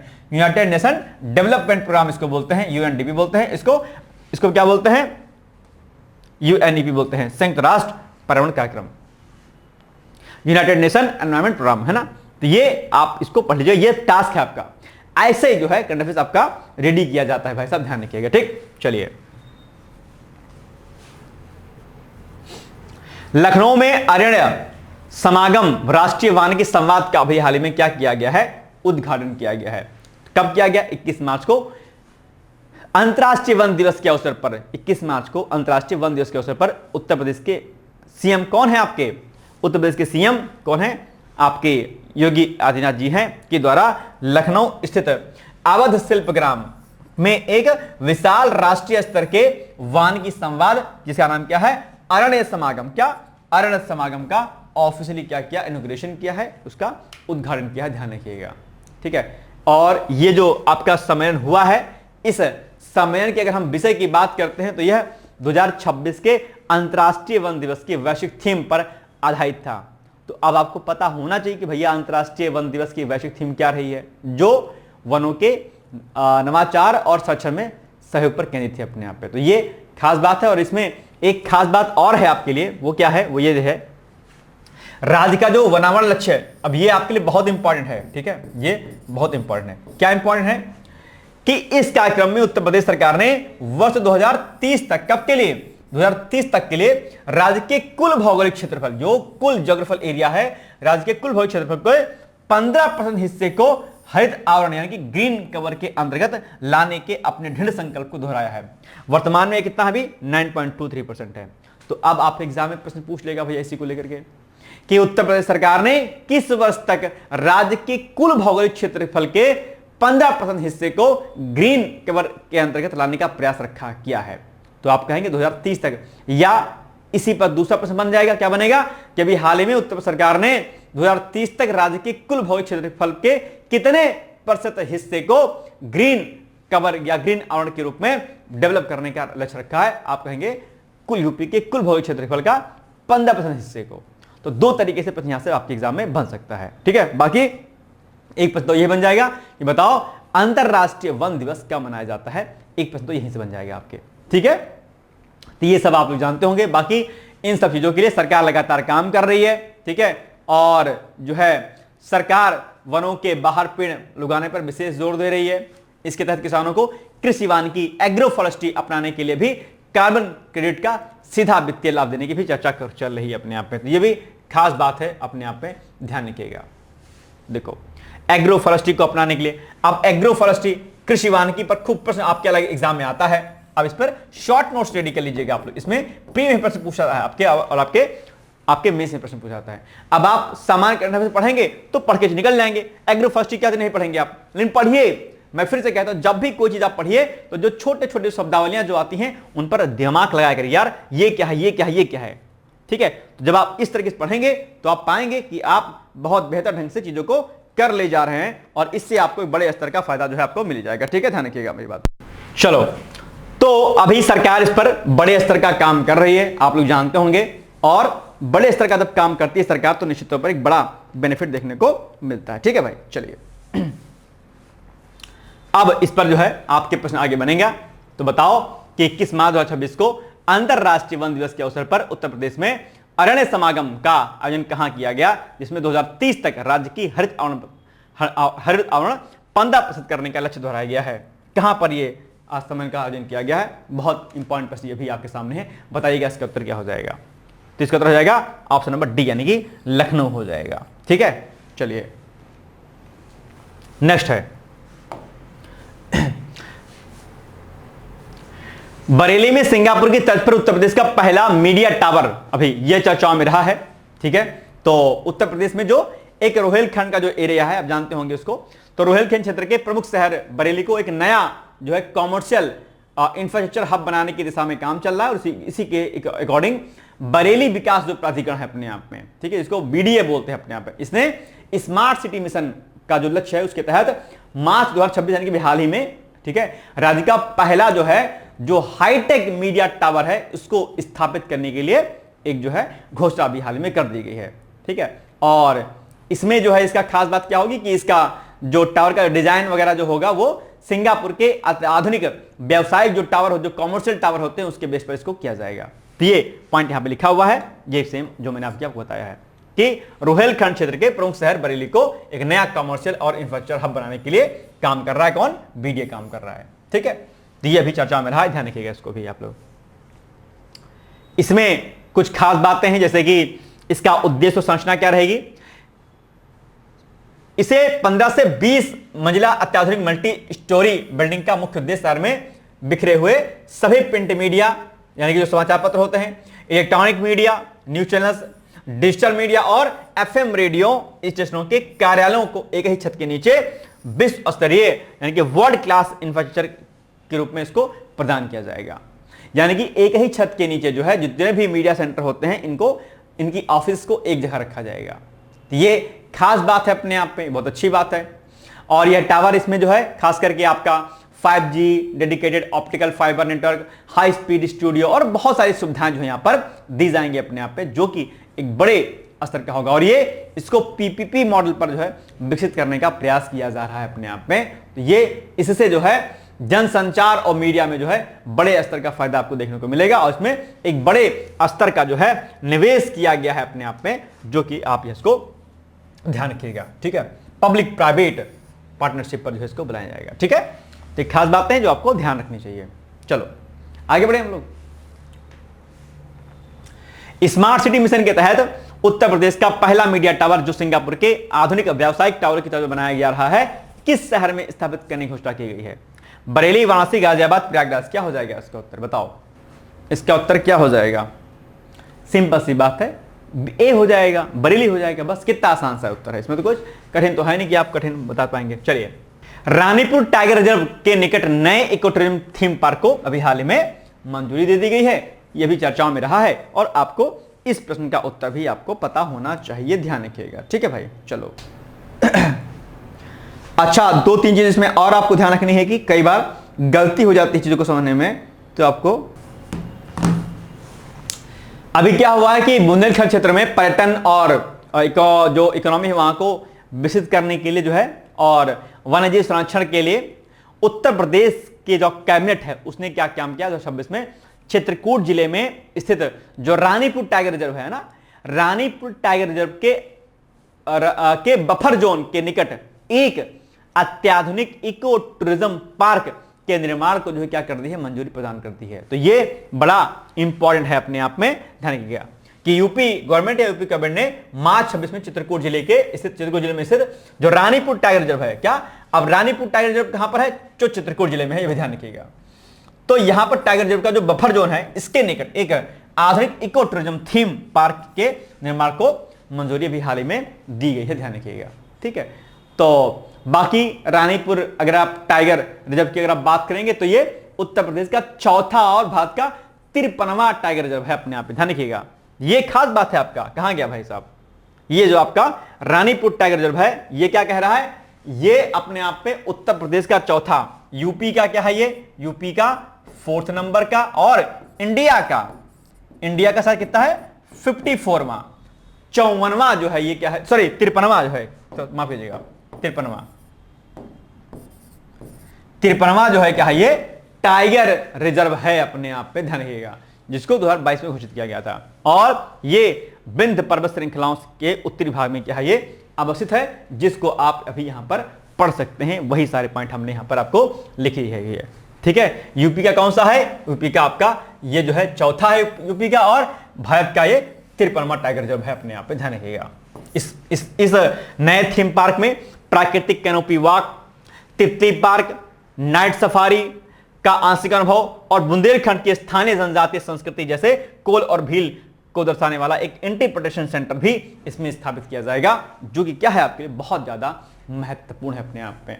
तो ये कुछ खास बातें हैं जिस बातों को आप सुन करके समझ करके आप जानेंगे कि हां ये एक बड़े आप फायदेमंद चीज होगी इसे। इसका सबसे बड़ा उद्देश्य क्या रहेगा? जो अस्थायी समुदाय हैं उनको इको टूरिज्म से इनको इको टूरिज्म के माध्यम से इनको जोड़ना और जो स्थानीय लोग हैं उनको पर्यटन के रूप में आर्थिक रूप से जोड़ना, और वनों पर जिससे उनकी निर्भरता कम होगी, शिकार कम होगा, और जो ह्यूमन वाइल्ड लाइफ जो कॉन्फ्लिक्ट होता है वो क्या होगा, उसमें गिरावट दर्ज होगी, और इससे एक बड़ा स्तर का फायदा देखने को आपको मिलेगा। ये सारी बातें आपको अगली स्लाइड में यानी कि यहां पर आपको देखने को मिलेंगी। ह्यूमन वाइल्ड लाइफ कॉन्फ्लिक्ट एक बड़ा मुद्दा रहता है, आप जानते होंगे, ठीक है। अब इसी चीज को लेकर के आपने देखा होगा कि जानवर जो ट्रेन से मर जाते थे, तो इसी को लेकर के दिल्ली जो देहरादून हाईवे बनाया गया है उसमें एक एलिवेटेड रोड बनाई गई है ना, आपने अभी देखा होगा, उसका अभी हाल ही में पीएम मोदी जी ने आपको उसका उद्घाटन किया होगा, ठीक है। तो अब हम आगे बढ़ते हैं अपने आप में और देखते हैं आगे क्या चीजें हैं, ठीक है। अब इसी पर बन जाएगा छोटा सा क्या प्रश्न जिसका उत्तर आपको देना है भाई साहब, ठीक। चलिए, मार्च 2026 में उत्तर प्रदेश कैबिनेट ने किस टाइगर रिजर्व के निकट बुंदेलखंड में पर्यटन को बढ़ावा देने के लिए एक अत्याधुनिक इको टूरिज्म थीम पार्क के निर्माण को सैद्धांतिक मंजूरी प्रदान कर दी है? तो सिंपल सी बात है, क्या हो जाएगा आपका रानीपुर टाइगर रिजर्व, यानी कि D is the right answer. ध्यान रखिएगा, सारे प्रश्न आप एग्जाम के लिए क्या है, महत्वपूर्ण है, बिल्कुल भी आपको नहीं छोड़ना है किसी भी रूप में, ठीक है। चलिए, नेक्स्ट क्वेश्चन आपका है, आंगनवाड़ी केंद्रों पर रेसिपी आधारित अनुपूरक पोषाहार व्यवस्था लागू करने वाला देश का पहला राज्य कौन? आपका ऊपी मतलब यूपी, ठीक, उत्तर प्रदेश। जहां पे आप खूब तेजी के साथ आगे बढ़ते हैं, यानी कि उत्तर प्रदेश सरकार का जो बाल विकास एवं सेवा पुष्टाहार विभाग ने कुपोषण के खिलाफ, किस खिलाफ? कुपोषण। अब देखो शब्द क्या आ गया, कुपोषण भैया, अब पकड़ लो इसको शब्द को। कुपोषण पर प्रश्न आपके एग्जाम में आता है। कुपोषण को लेकर के मैं जो HEO की जो क्लास चला रहा हूं उसमें भी शाम 4:30 बजे के आसपास उस पर भी मैंने कुपोषण के ऊपर कई सारे प्रश्न बनाए हैं। अच्छा, कुपोषण का मतलब कई बार आप लोग सोचते होंगे जब इंसान कोई पतला हो जाए तो कुपोषण वाला होता है, नहीं। अगर आप सामान्य से मोटे हैं तो भी आप कुपोषण की कैटेगरी में आते हैं भाई साहब, ध्यान रखिएगा। न्यूट्रिएंट्स का कम होना और हाई लेवल के न्यूट्रिएंट्स का आ जाना, अपने आप पे अनवांटेड मटेरियल्स का आ जाना जिससे आप मोटे हो जाओगे, वो भी क्या है, कुपोषण का ही शिकार माना जाता है। ध्यान रखिएगा, ठीक है। तो ये टर्मिनोलॉजी पकड़िएगा, कुपोषण पर कई प्रकार के प्रश्न आते हैं एग्जाम में, ठीक है। तो बाल विकास सेवा पुष्टाहार विभाग ने कुपोषण के खिलाफ जो है एक लड़ाई लड़ते हुए एक नीति लागू की है। उत्तर प्रदेश का पहला ऐसा राज्य बन गया है जिसने आंगनवाड़ी केंद्रों पर पारंपरिक जो टैक होम राशन के स्थान पर रेसिपी आधारित अनुपूरक पोषाहार व्यवस्था को लागू कर दिया अपने, यानी कि recipe based supplementary nutrition system को लागू कर दिया अपने आप पे, ताकि जो है दिक्कत ना होने पाए अपने आप में, ठीक है। ये अभी चर्चा में रहा, इसको ध्यान रखिएगा आप लोग। कौन से समूह इसमें लक्षित रहेंगे? इसमें क्या होगा, इस योजना में मुख्य रूप से 6 माह से 6 वर्ष, क्या 6 माह से 6 वर्ष तक के गंभीर तीव्र कुपोषित और मध्यम तीव्र कुपोषित बच्चों तथा गर्भवती तथा धात्री महिलाओं के लिए यह योजना शुरू की गई है। अपने आप पे ध्यान रखिएगा, ये खास बात है अपने आप पे जिसको ध्यान रखना है, आपको भूलना नहीं है किसी भी रूप में। अच्छा, जो रेसिपी होगा उसका स्वरूप क्या होगा? तो इसमें केवल कच्चा राशन जैसे कि गेहूं या दलिया, इसको देने के बजाय इसमें रेडी टू ईट, क्या रेडी टू ईट और पोषक तत्व जो होंगे, जो न्यूट्रिएंट्स होंगे उनसे भरपूर जो रेसिपी, जैसे फोर्टिफाइड खिचड़ी अपने आप पे, क्या जैसे कि फोर्टिफाइड खिचड़ी, ठीक है, मल्टीग्रेन पंजीरी और ऊर्जा युक्त लड्डू प्रदान किया जाएगा इसमें। ये अभी खास बात जो है, जिससे कि न्यूट्रिएंट्स जो कम होते हैं वो क्या हो ना होने पाए, ठीक है। और इसमें श्री अन्न, जिसको हम क्या कहते हैं, मोटे अनाज भी बोलते हैं। आजकल सरकार मोटे अनाजों के लिए खूब काम कर रही है, इस पर MSP बढ़ा रही है। तो मोटे अनाजों में बाजरा, ज्वार, रागी का, इनका भी एक बड़े पैमाने पर प्रयोग किया जाए, ताकि जो माइक्रो न्यूट्रिएंट्स हैं आपके, जो सूक्ष्म पोषक तत्व हैं, इनकी कमी को पूरा किया सके। क्योंकि जो श्री अन्न होते हैं, इन श्री अन्न को खाने पर आपकी बॉडी में जो माइक्रो न्यूट्रिएंट्स होते हैं उनकी कमी को हम दूर कर सकते हैं, ध्यान रखिएगा। तो ये खास बातें हैं और ये भी सरकार ने इसको शुरू किया अपने आप में, जो कि यहां पर लिखा गया है। और ये बेसिकली क्या होगा, इसमें स्वयं सहायता समूह जो एसएचजीज होते हैं की भूमिका रहती है इसमें, ठीक है। और उत्तर प्रदेश राज्य ग्रामीण आजीविका मिशन से जुड़ी महिला स्वयं सहायता समूह द्वारा किया जा रहा है इसका पूरा कार्यान्वयन, जो महिला सशक्तिकरण का भी एक उत्कृष्ट उदाहरण इसमें देखने को आपको मिल जाएगा। तो ये चर्चा में रहा है, ध्यान रखिएगा आप लोग। चलिए बताइए प्रश्न क्या हो जाएगा इसका उत्तर। 11 मार्च 2026 को में उत्तर प्रदेश देश का पहला राज्य बन गया है जिसने कुपोषण को दूर करने के लिए आंगनवाड़ी केंद्रों पर टेक होम राशन, कच्चा राशन के स्थान पर कौन सी नई व्यवस्था लागू कर दी है? नगद हस्तांतरण, डीबीटी व्यवस्था, मिड डे मील पैकेट व्यवस्था, रेसिपी आधारित अनुपूरक पोषाहार व्यवस्था, फोर्टिफाइड दूध वितरण व्यवस्था। सिंपल सी बात, अभी तो हमने आपको बताया क्या, रेसिपी आधारित जो है अनुपूरक पोषाहार व्यवस्था, यानी कि B, C is the right answer. कोई दिक्कत तो नहीं है, आसान है, आप जान ही लेंगे इसको। चलिए नेक्स्ट है, प्रदेश के 9 खिलाड़ियों को लक्ष्मण पुरस्कार और रानी लक्ष्मीबाई पुरस्कार से भी क्या किया गया है? सम्मानित कर दिया गया। तो यह भी खास बात है अपने आप में, ठीक है। खेल निदेशालय के द्वारा एक भव्य समारोह के में 9 प्रतिभागी खिलाड़ियों को राज्य के सर्वोच्च खेल सम्मानों, जिसमें कि आपका लक्ष्मण पुरस्कार है पुरुषों के लिए और रानी लक्ष्मीबाई पुरस्कार जो कि महिलाओं के लिए है, सम्मानित किया गया अपने आप पे, ठीक है। तो ये खास बात है अपने आप पे, इसको आपको क्या करना है? नोट करना है, ठीक है। इसमें एक पॉइंट क्या लिखा है? इन दोनों ही पुरस्कारों के अंतर्गत प्रत्येक सम्मानित खिलाड़ी को क्या है? देखो ये 3,11,000 3,11,000 की नगद धनराशि, भगवान लक्ष्मण या रानी लक्ष्मीबाई की कांस्य प्रतिमा और एक जो है प्रशस्ति पत्र जो है इसमें प्रदान किया गया है। चयन का इसमें आधार क्या होता है? यह पुरस्कार उन खिलाड़ियों को दिया गया जिन्होंने राष्ट्रीय खेलों, एशियाई खेलों या अंतरराष्ट्रीय स्तर की प्रतियोगिताओं में उत्तर प्रदेश का प्रतिनिधित्व करते हुए पदक जीते हैं, ठीक है। तो ये आपको खास बातें यहां पे क्या करनी है? ध्यान रखनी है, ठीक है। चलो, और इन दोनों ही पुरस्कारों के अंतर्गत प्रत्येक सम्मानित खिलाड़ी को 3,11,000 का नगद धनराशि जो है इसमें दी जाती है, ध्यान रखिएगा, ये भी खास बात है आपके लिए, ठीक है। और इसमें जो है खास बात यह भी रही है कि इस नीति के तहत जो है इन खिलाड़ियों को राजपत्रित पदों पर पदक विजेता खिलाड़ियों की नियुक्ति प्रक्रिया को भी पारदर्शी बनाने की बात कही गई है, ताकि नियुक्तियों में इनकी कोई धांधली आदि न होने पाए, ये बात वहां पर लिखी है, ठीक है। सीधी भर्ती नीति, डायरेक्ट रिक्रूटमेंट पॉलिसी के तहत राजपत्रित यानी गस्टेड पदों पर पदक विजेता खिलाड़ियों की नियुक्ति प्रक्रिया को और अधिक ट्रांसपेरेंट बनाने की भी बात जो है सरकार ने इसमें कही हुई है। तो ये भी खास बात है अपने आप में, ठीक है। चलो बताओ भाई, इसका उत्तर क्या हो जाएगा? जल्दी बताओ, फटाफट प्रश्न पढ़ो और फिर आप इसका उत्तर बताओ। मैं इसका उत्तर नहीं बताऊंगा आपको, क्या हो जाएगा इसका उत्तर? जल्दी बताओ। C is the right answer, ना 3,11,000 हो जाएगा। चलो, उत्तर प्रदेश में 71वें software technology park of India का आधिकारिक अभी हाल ही में क्या हुआ है? उद्घाटन हो गया है, यह भी ध्यान रखिएगा। तो उत्तर प्रदेश को भारत का पहला प्रमुख आईटी और सॉफ्टवेयर निर्यात हब बनाने की दिशा में एक कदम उठाते हुए जो मिनिस्ट्री है केंद्रीय इलेक्ट्रॉनिक और सूचना प्रौद्योगिकी, ठीक है, इसने उत्तर प्रदेश सरकार के साथ में या उनके संयुक्त तत्वाधान में मार्च में जो है क्या किया गया है? एक नई सॉफ्टवेयर जो टेक्नोलॉजी पार्क ऑफ इंडिया का उद्घाटन जो है हाल ही में किया हुआ है। ये अपने बात में खास बात, और ये राष्ट्रीय स्तर का 71वां STPI केंद्र भी है अपने आप में। इस बात का भी आपको क्या करना है? भान रखना है, मान रखना है। क्या इसका उद्देश्य रहेगा? इसका उद्देश्य राज्य के टियर 2 और टियर 3 शहरों जैसे कि आपका आगरा, वाराणसी और बरेली में ITES और BPO उद्योगों के लिए विश्व स्तरीय बुनियादी ढांचा जो है उपलब्ध कराने का भी बात रखा गया है। तो ये खास बातें हैं जो आपको क्या करनी है? ध्यान रखनी होती हैं। और इसमें जो है ये जो अपने आप में जो ये STPI है, ये केंद्र स्थानीय तकनीकी स्टार्टअप्स को क्या करेगा?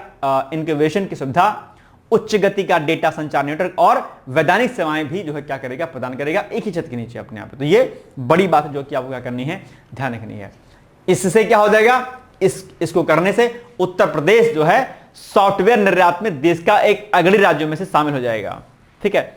खास करके जो नोएडा में काम चल रहा है और लखनऊ में काम कर रहा है, तो ये बड़ी बात है। और इससे जो है जो पलायन जो हो रहा है युवाओं का, जो अलग अलग शहरों में जो आ रहे हैं, जो ग्रामीण जा रहे हैं जो एक दूसरे शहर में, वो पलायन जो है क्या होगा? रुकेगा। जो माइग्रेट होते हैं लोग वो रुकेंगे और स्थानीय रोजगार जो है क्या सॉरी होगा क्या? बढ़ेगा अपने आप पे, ठीक है। चलिए प्रश्न आ जाएगा इसी पर उत्तर, क्या हो जाएगा इसका उत्तर? राज्य के टियर 2 और टियर 3 शहरों में IT और स्टार्टअप इकोसिस्टम को बढ़ावा देने के लिए हाल ही में उत्तर प्रदेश में भारत के किस क्रम में software technology park of India का उद्घाटन किया गया है? बताइएगा। 91वें, 61वें, 71वें या फिर 101वें? जल्दी से इसका उत्तर मुझे बताइएगा, क्या हो जाएगा उसका उत्तर? इसका उत्तर हो जाएगा सी, यानी कि सी इज द राइट आंसर। 71वें, 71 में है ना? आसान है, कोई वो तो नहीं है। हाँ चलिए, गोरखपुर में प्रदेश के पहले रीजनल फिल्म सिटी की आधारशिला भी हाल ही में क्या कर दी गई है, रखी गई है। भाई साहब, यह भी बड़ा है आपके लिए इंपॉर्टेंट। तो क्षेत्रीय सिनेमा और सांस्कृतिक संरक्षण को प्रोत्साहन दिया गया है, यानी कि नोएडा में बन रही अंतर्राष्ट्रीय स्तर की मेगा फिल्म सिटी के बाद अब पूर्वांचल की कला और संस्कृति को वैश्विक पहचान दिलाने के लिए मार्च 2026 में गोरखपुर में उत्तर प्रदेश के पहले रीजनल फिल्म सिटी के निर्माण की आधिकारिक जो है अभी हाल ही में आधारशिला रखी गई है। यह चर्चाओं में रहा है अपने आप में, ठीक है। तो अब अगर आप एग्जाम पूछेगा कि भाई बताओ ये जो फिल्म सिटी बन रही है इसका निर्माण कौन कर रहा है, तो गोरखपुर औद्योगिक विकास प्राधिकरण, जिसको गीडा बोलते हैं हम, इसके द्वारा इसका निर्माण किया जा रहा है। इसके लिए गीडा क्षेत्र में लगभग 100 एकड़ से अधिक की भूमि क्या कर ली गई, चिन्हित कर ली गई है। तो ये खास बात है। और ये फिल्म सिटी जो रहेगी ये खास करके जो भोजपुरी और अवधी भाषा के सिनेमा, लोकगीत एल्बम और बाकी जो वेब सीरीज आदि के निर्माण को विश्व स्तरीय रूप में जो है सुविधाएं प्रदान करने का प्रयास करेगा अपने आप। तो ये खास बात है जो आपको याद रखनी है, ये भी प्रश्न एग्जाम में आ सकता है, ठीक है। चलिए अब इसमें कुछ कुछ पॉइंट आप पढ़ सकते हैं, ठीक है। इससे क्या होगा, उत्तर प्रदेश की संशोधित फिल्म नीति के तहत यदि किसी क्षेत्रीय फिल्म की आधी से अधिक शूटिंग राज्य में होती है तो निर्माताओं को भारी सब्सिडी भी इसमें दी जाएगी, नगद सब्सिडी, कैश सब्सिडी जो है इसमें दी जाएगी।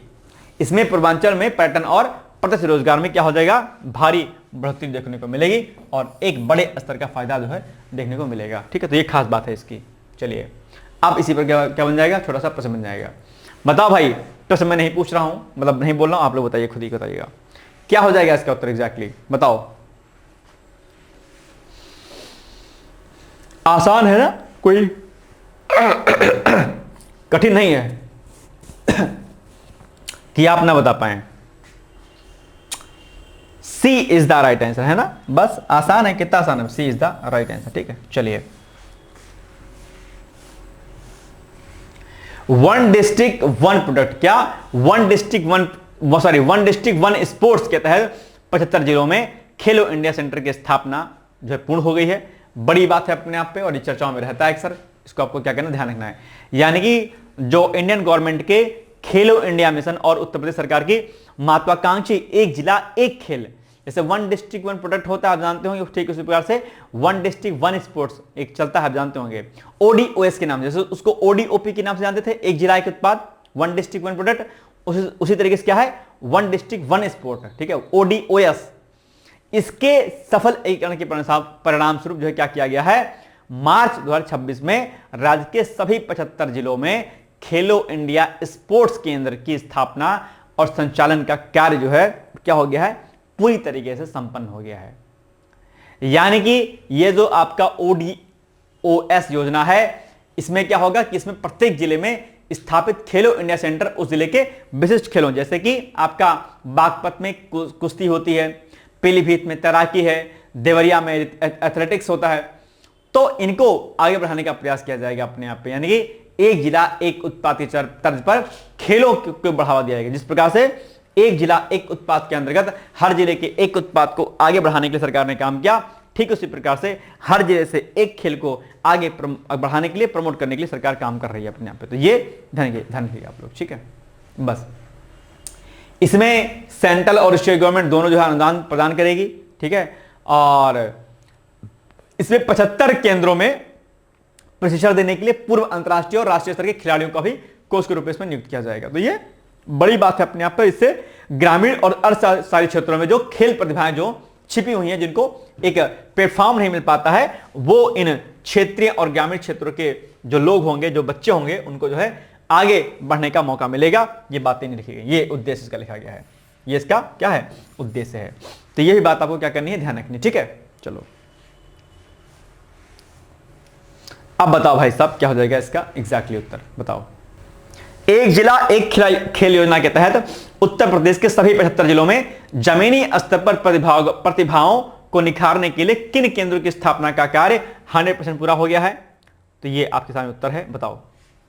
B is the right answer, है ना, खेलो इंडिया सेंटर, ठीक है, B is the right answer, ठीक है। चलिए,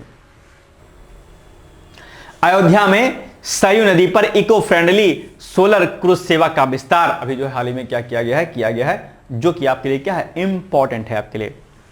अयोध्या में बढ़ते अंतर्राष्ट्रीय और घरेलू पर्यटन को ध्यान में रखते हुए सरयू नदी के पवित्र जल और जलीय जीवों जैसे कि गांगे डॉल्फिन के संरक्षण हेतु उत्तर प्रदेश पर्यटन विभाग और नेडा द्वारा मार्च 26 में सरयू नदी पर इको फ्रेंडली सोलर क्रूज सेवा का जो है विस्तार किया जा रहा है अपने आप पे, जो कि बड़ी बात है। ये नए जो सोलर क्रूज होंगे पूरी तरीके से सौर ऊर्जा और उन्नत लिथियम आयन बैटरी के द्वारा क्या होंगे, ये संचालित होंगे, ये खास बात है। और सबसे जो बड़ी इनकी विशेषता रहेगी क्या रहेगी, वो शून्य कार्बन उत्सर्जन और शून्य ध्वनि प्रदूषण बेस्ड रहेगी अपने आप पे, जो कि क्या है सबसे ज्यादा खास बात है अपने आप पे, जो कि बड़ी बात है। तो ये तकनीकी रूप से बड़ा इंपॉर्टेंट जो है आपको यहां पर देखने को मिलेगी बातें, ठीक है। देखो, और ये क्रूज नया घाट से शुरू होकर के गुप्तार घाट और अन्य ऐतिहासिक घाटों तक सफर तय करेगा अपने आप पे। इसमें क्रूज पर पर्यटकों को ऑडियो विजुअल माध्यम से भगवान राम का के जीवन प्रसंगों और अयोध्या के इतिहास की जानकारी भी दी जाएगी। कितनी अच्छी बात है, कितनी अच्छी सुविधा है। डीजल संचालित नावों के कारण होने वाले जल और ध्वनि प्रदूषण को समाप्त करना तथा अयोध्या को भारत की पहली सोलर सिटी के रूप में स्थापित करने का भी राष्ट्र सरकार इस पर काम करिए। अयोध्या को देश की पहली सोलर सिटी के रूप में विकसित करने का प्रयास जो है किया जा रहा है अपने आप पे, आप जानते होंगे, ठीक है। इसमें लगभग काम पूरा हो ही चुका है देखा जाए तो, ठीक है। चलिए आप बताइए आप लोग क्या हो जाएगा इसका एग्जैक्टली उत्तर क्या हो जाएगा। हाल ही में उत्तर प्रदेश के किस पवित्र शहर में नदी के पर्यावरण और जलीय जीवों को सुरक्षित रखने के लिए इको फ्रेंडली और शून्य कार्बन उत्सर्जन वाली सोलर क्रूज सेवा का बृहद विस्तार किया गया है, किस यहां पर किया गया है बताइए। कितना आसान सा उत्तर है, इसको भी नहीं बता पाएंगे तो क्या बता पाएंगे आप लोग। सी इज द राइट आंसर है ना, सी इज द राइट आंसर, ठीक है, ये हो जाएगा।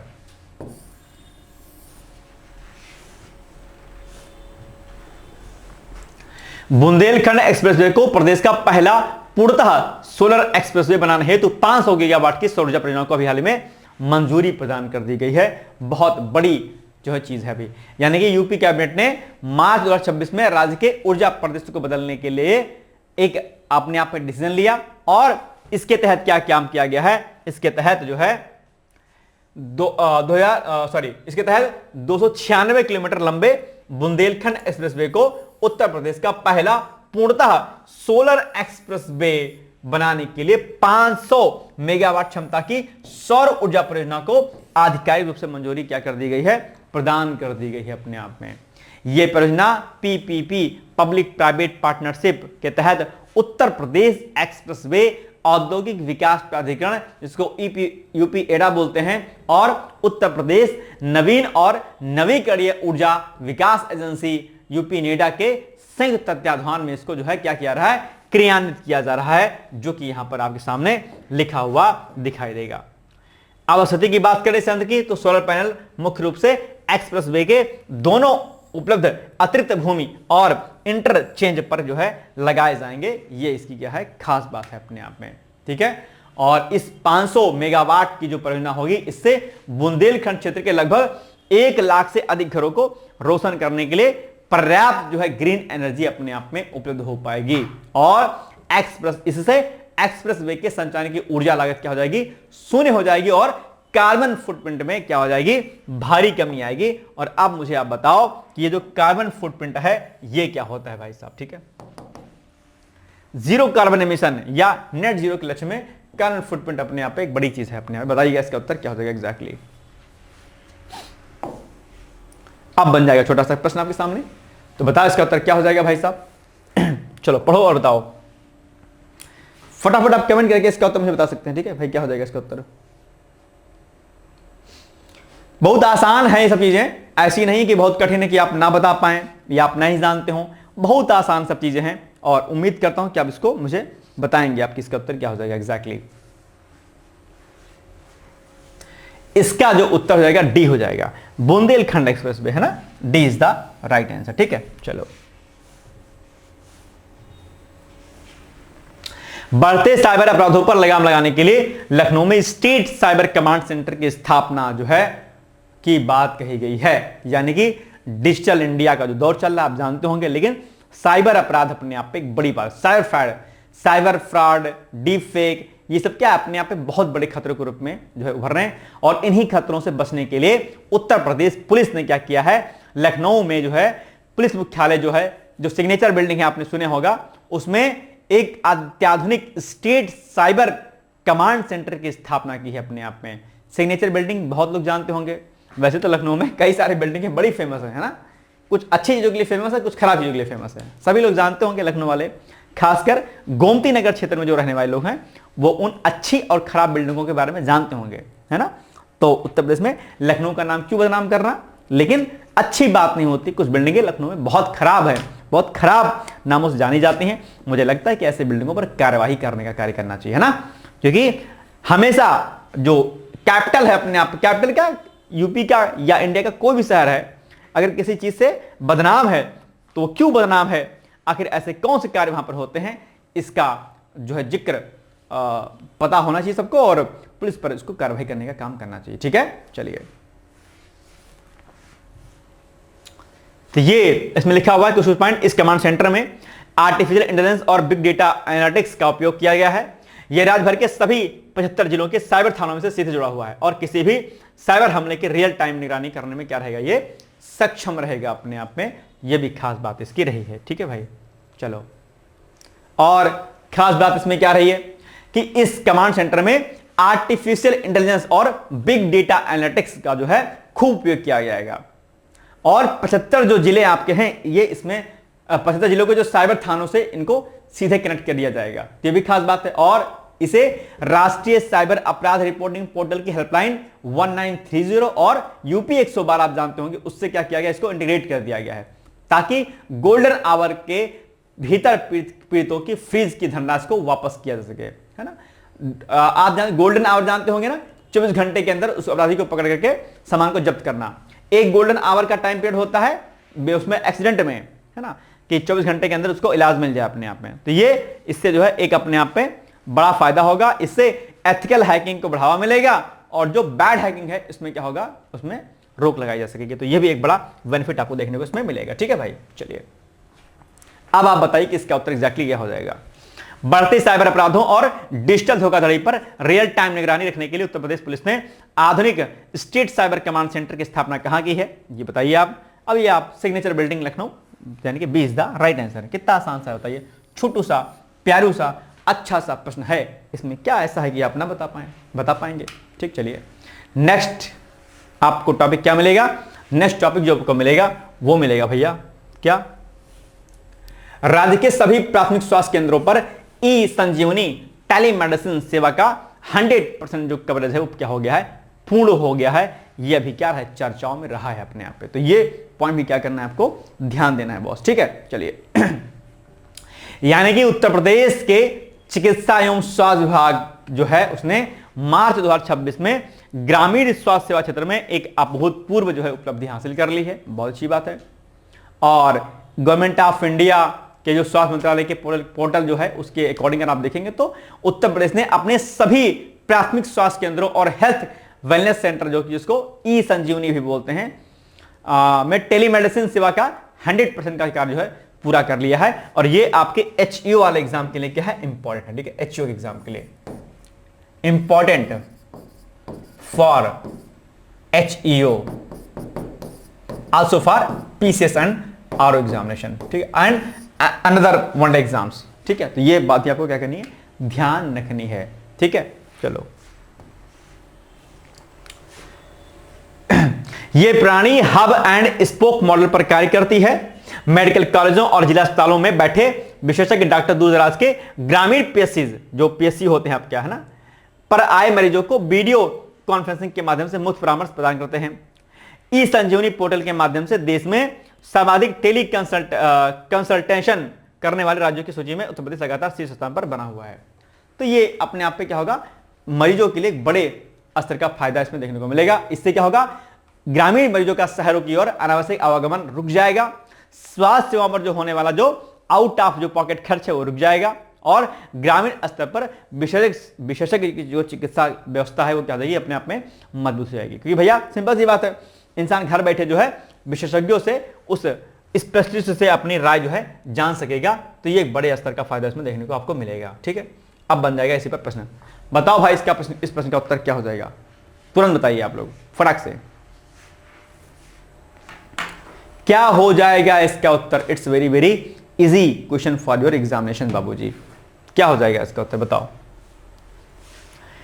मार्च 2026 तक उत्तर प्रदेश के चिकित्सा एवं स्वास्थ्य विभाग ने राज्य के सभी प्राथमिक स्वास्थ्य केंद्रों पर किस डिजिटल सेवा का 100% कवरेज सफलतापूर्वक पूर्ण कर लिया है भाई साहब बताइए?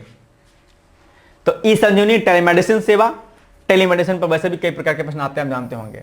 ई सुश्रुत अस्पताल प्रबंधन प्रणाली, आयुष्मान भारत डिजिटल मिशन, मेरा अस्पताल, क्या हो जाएगा इसका उत्तर? सिंपल सी बात है, इसका उत्तर क्या हो जाएगा? ए, यानी कि ए इज द ई संजीवनी यानी कि टेलीमेडिसिन सेवा। ठीक है, चलो अब एक नया क्वेश्चन आ गया, टॉपिक आ गया। महोबा और हमीरपुर में ड्रैगन फ्रूट और स्ट्रॉबेरी की खेती हेतु विशेष बागवानी अनुदान योजना लागू, फसल विविधीकरण और किसानों की आय में जो वृद्धि को लेकर के चर्चाएं अभी रही हैं इसमें। ठीक है, आप जानते हो कि बुंदेलखंड क्षेत्र जो है बहुत पिछड़ा रहा है कई मामलों को लेकर के, हालांकि सरकार बड़े स्तर का जो है यहां पर कार्य कर रही है।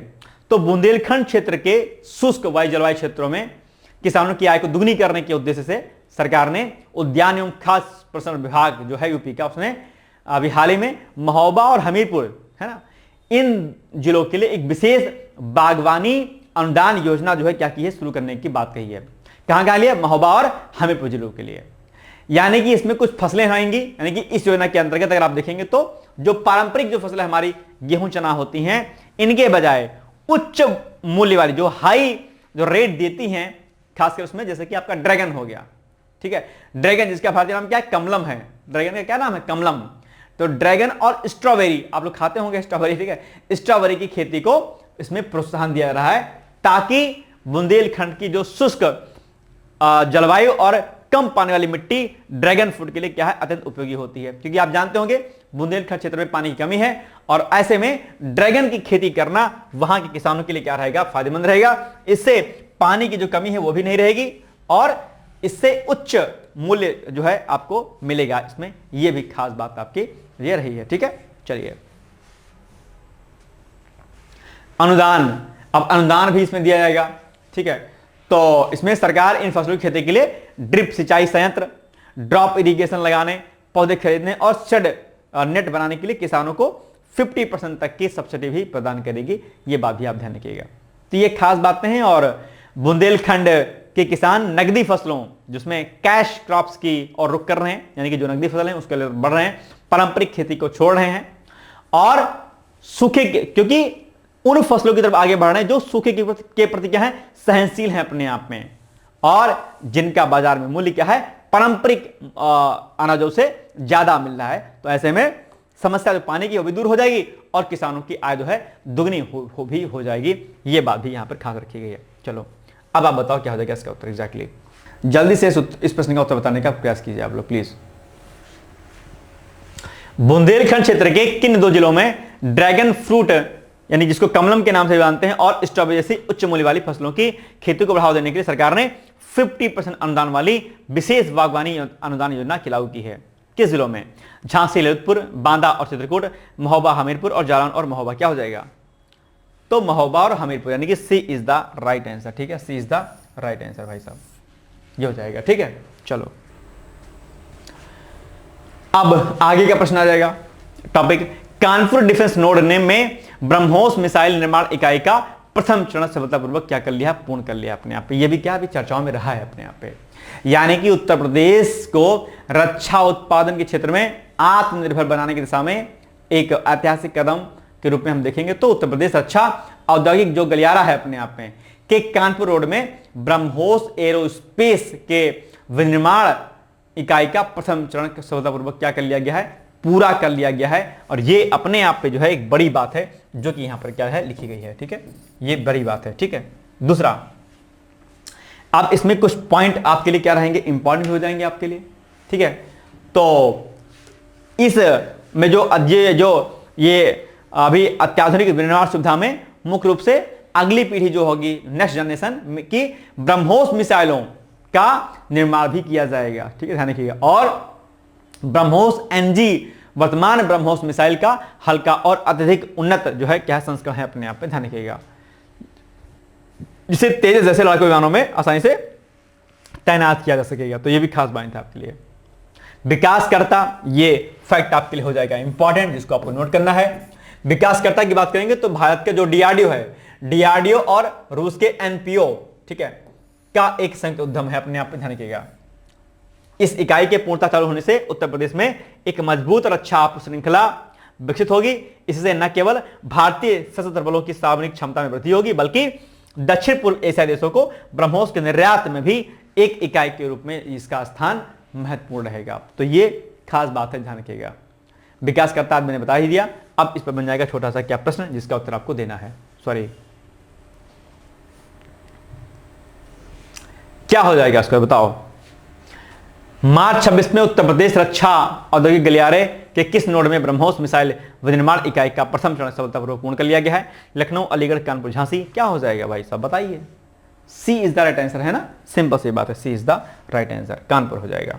कितने आसान प्रश्न है ये सब बताइए। अब इसमें भी आप लोग ना बता पाए, कुछ दिक्कत है आपके लिए। उत्तर प्रदेश जल पर्यटन एवं साहसिक खेल नीति के तहत विंध्य क्षेत्र में नए वाटर स्पोर्ट्स हब का क्या किया गया? अभी हाल ही में निर्माण किया गया है, यह भी चर्चाओं में रहा है। यानी कि जो राज्य में जो झीलें, नदियां और बांधों की विशाल नेटवर्क का उपयोग पर्यटन के लिए करने के लिए जो है, पर्यटन के रूप में इसको प्रयोग करने के लिए जो उत्तर प्रदेश का जो पर्यटन विभाग, जो टूरिज्म जो डिपार्टमेंट है, इसने जल पर्यटन में साहसिक खेल, water tourism and adventure sports policy के तहत विंध्य क्षेत्र, जिसमें खासकर आपका मिर्जापुर और सोनभद्र आता है, में नए वाटर स्पोर्ट्स हब विकसित करने का कार्य जो है मार्च 26 में आरंभ कर दिया है अपने आप। तो ये भी एक खास बात है, इस बात को लेकर के भी यहां पर चीजें यहां लिखी गई हैं। वाटर स्पोर्ट्स विकसित करने का जो है कार्य मार्च 26 में आरंभ किया गया है। तो इससे विंध्य क्षेत्र में जो है क्या होगा, एक बड़ा फायदा देखने को आपको मिलेगा। इस योजना के तहत सोनभद्र की गोविंद बल्लभ पंत सागर यानी कि रिहंद बांध और मिर्जापुर की सिरसी तथा मेजा बांध जैसी विशाल जलराशियों को साहसिक खेलों के लिए चिन्हित किया जाएगा।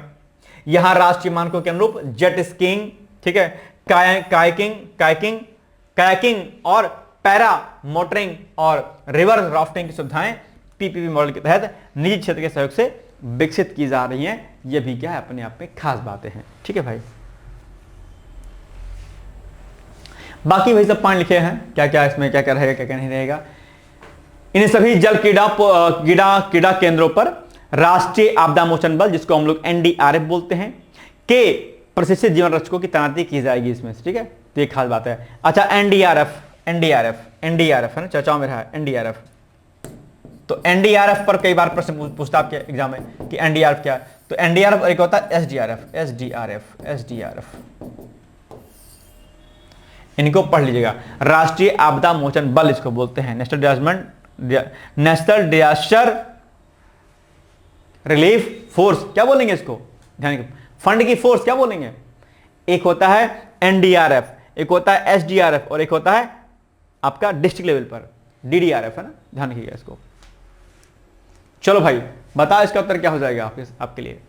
उत्तर प्रदेश जल पर्यटन एवं साहसिक खेल नीति के तहत हाल ही में राज्य के किस क्षेत्र के झीलों और बांधों में नए वाटर स्पोर्ट्स हब विकसित किए जा रहे हैं? ब्रज क्षेत्र, तराई क्षेत्र और विंध्य क्षेत्र। क्या हो जाएगा, बहुत आसान है भाई, सी हो जाएगा, विंध्य क्षेत्र हो जाएगा अपने आप में, सी इज द राइट आंसर। ठीक है, चलिए।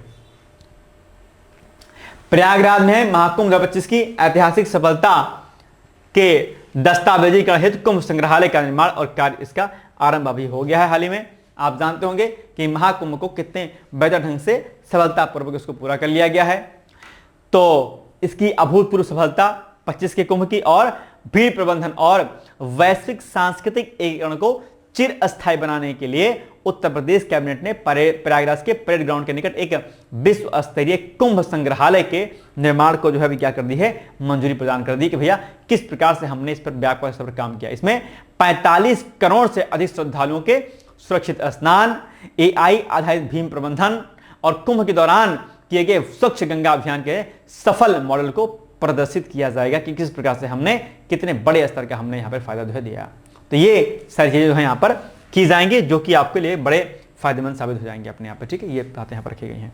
चलिए, क्या इसका उद्देश्य होगा, यह भी बड़ा इंपॉर्टेंट है आपके लिए भाई, इसका उद्देश्य क्या होगा। तो अगर हम इसके उद्देश्य की बात करते हैं तो इस संग्रहालय का मुख्य उद्देश्य भविष्य के बड़े आयोजन, जो भी भविष्य के बड़े आयोजन होंगे, उन भविष्य के बड़े आयोजनों के लिए एक प्रबंधन की स्टडी कि भाई किस तरीके से हमने इस पूरे प्रोग्राम को ऑर्गेनाइज किया था। भाई संग्रहालय में तो सब चीजें रखी रहेंगी ना, तो आप आगे के लिए एक मैनेजमेंट केस स्टडी के रूप में इसका प्रयोग कर पाएंगे। भैया किस प्रकार से हमने प्रयागराज में वर्ष भर सांस्कृतिक पर्यटन को हमने आकर्षित करने का कार्य किया अपने आप पे। तो ये खास बात है जो आपको ध्यान रखनी है। ठीक है भाई, चलिए अब आप प्रश्न बताइए। महाकुंभ 2025 की ऐतिहासिक सफलता, स्वच्छित भीड़ प्रबंधन और वैश्विक सांस्कृतिक एकीकरण को चिरस्थायी बनाने के लिए उत्तर प्रदेश में कुंभ संग्रहालय का निर्माण कहां किया जा रहा है? भाई साहब बताइए। Prayagraj is the right answer ना, D is the right answer. ठीक है, चलिए।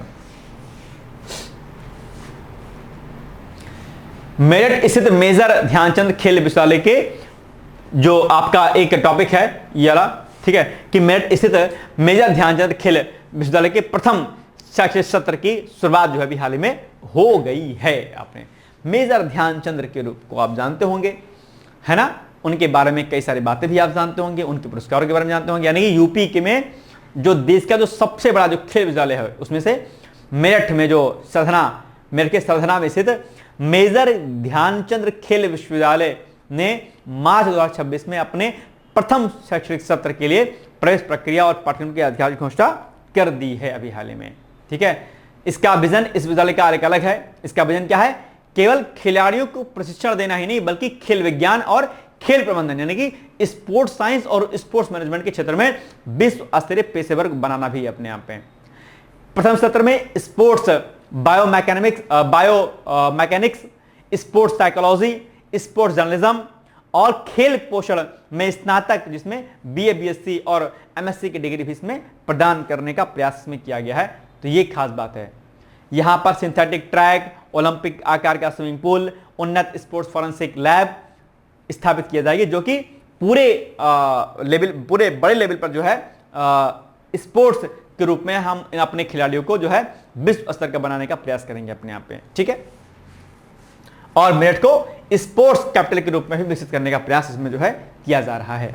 ठीक है, तो ये सारी बातें यहां पे लिखी गई हैं, ये देखिए, है ना, जो मैंने बताया वही सारी बातें यहां पर एक एक करके लिखी गई हैं। आप इनको एक एक करके क्या कर सकते हैं, पढ़ सकते हैं। ठीक है, प्रश्न बन जाएगा। उत्तर प्रदेश के पहले मेजर ध्यानचंद खेल विश्वविद्यालय ने अपने प्रथम शैक्षिक सत्र की शुरुआत की घोषणा की है।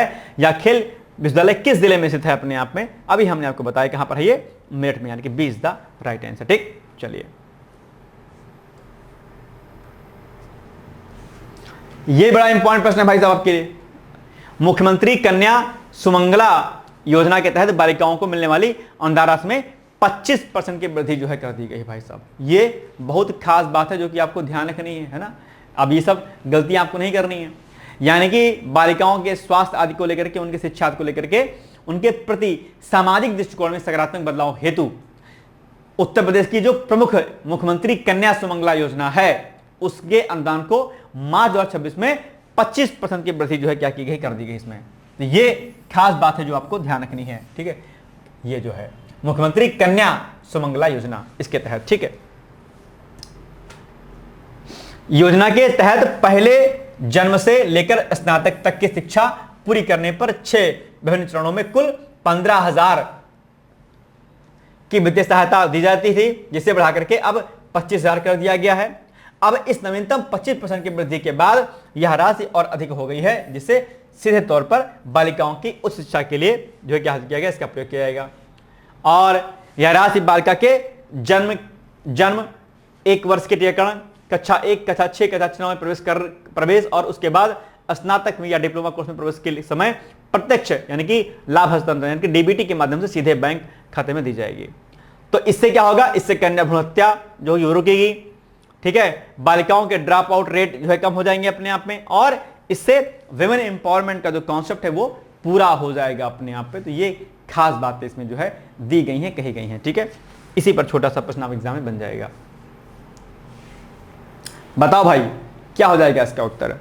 बालिकाओं के स्वास्थ्य और शिक्षा को बढ़ावा देने वाली उत्तर प्रदेश सरकार की प्रमुख मुख्यमंत्री कन्या सुमंगला योजना की अनुदान राशि में मार्च 2026 में कितने प्रतिशत की वृद्धि देखी गई है? 10, 15, 20, 25। सिंपल सी बात है, इसमें 25% की वृद्धि देखी गई है, जो कि आप एग्जाम के लिए क्या है, बहुत ज्यादा इंपॉर्टेंट है।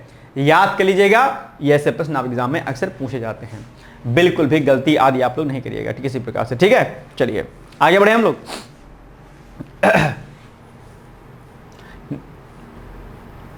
नेक्स्ट है आपके सामने, राज्य विधानमंडल में संगठित अपराध पर नकेल करने हेतु कसने हेतु यूपी कोका के नए संशोधित ड्राफ्ट को पेश अभी हाल ही में किया गया है। अपने आप में आप जानते होंगे उत्तर प्रदेश में माफिया तंत्र, जिस पर योगी आदित्यनाथ जी अक्सर बोलते रहते हैं, संगठित अपराध ऑर्गेनाइज्ड जो क्राइम है और सिंडिकेट्स को जड़ से समाप्त करने के लिए राज्य के होम मिनिस्ट्री ने, गृह विभाग ने अपने आप में राज्य विधानमंडल के पटल पर उत्तर प्रदेश संगठित अपराध नियंत्रण अधिनियम, जिसको यूपी कोका के नाम से भी जानते हैं, जिसको क्या बोलेंगे, Uttar Pradesh control of organised crime act इसको बोलते हैं।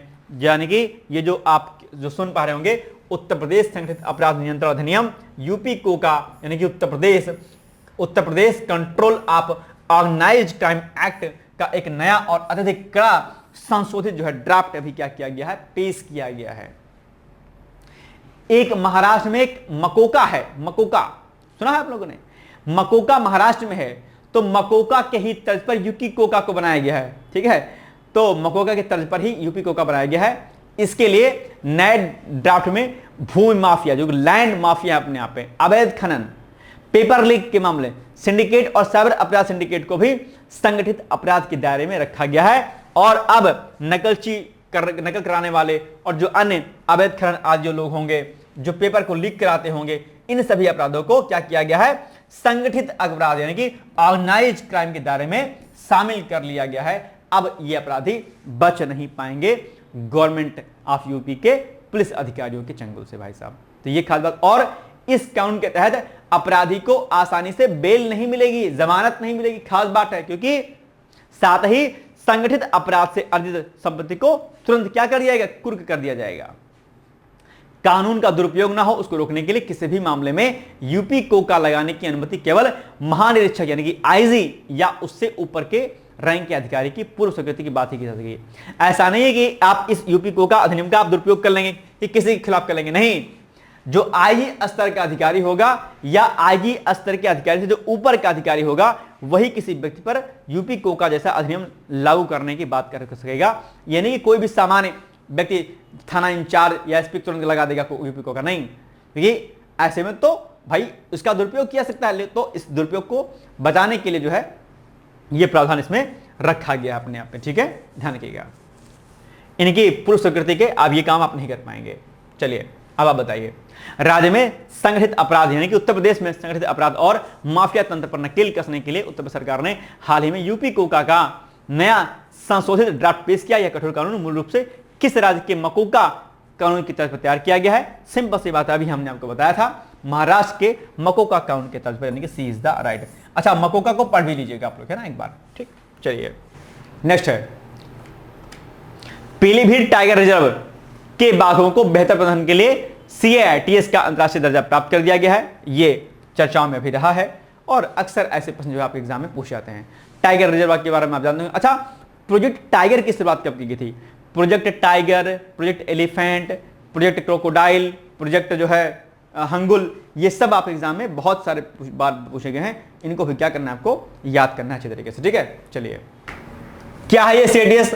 ये एक वैश्विक प्रमाण उपकरण है, सर्टिफिकेट क्वेश्चन टूल है, जो यह सुनिश्चित करता है कि किसी टाइगर रिजर्व का प्रबंधन बाघों के दीर्घकालिक संरक्षण के लिए अंतरराष्ट्रीय सर्वोत्तम के अनुसार किया जा रहा है। अपने आप में ध्यान रखिएगा। तो ये भी खास बात है आपको, जो ध्यान रखनी है आपको, ठीक है। चलिए, आप जानते होंगे कि पीलीभीत टाइगर रिजर्व को बाघों की आबादी को तय समय से पहले दोगुना करने के लिए वर्ष 2020 में प्रतिशत T/2, ठीक है, TX2, ठीक है, अंतरराष्ट्रीय पुरस्कार भी मिल चुका है अपने आप में। इस अंतरराष्ट्रीय मान्यता के बाद PTR को वैश्विक पर्यावरण संरक्षण संस्थानों से तकनीकी और वित्तीय सहायता मिलने में आसानी होगी तथा राज्य में इको टूरिज्म को और अधिक गति जो है मिल सकेगी। अपने आप में ये बड़ा फायदा होगा, ठीक है।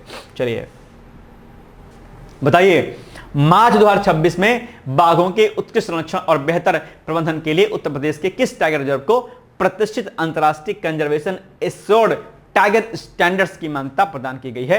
Dudhwa tiger reserve, Amangarh tiger reserve, Ranipur tiger reserve या फिर पीलीभीत टाइगर रिजर्व? जल्दी से मुझे इसका उत्तर आप लोग बताइए, क्या हो जाएगा इसका उत्तर? सिंपल सी बात है, पीलीभीत टाइगर रिजर्व है ना, D is the right answer. चलिए नेक्स्ट,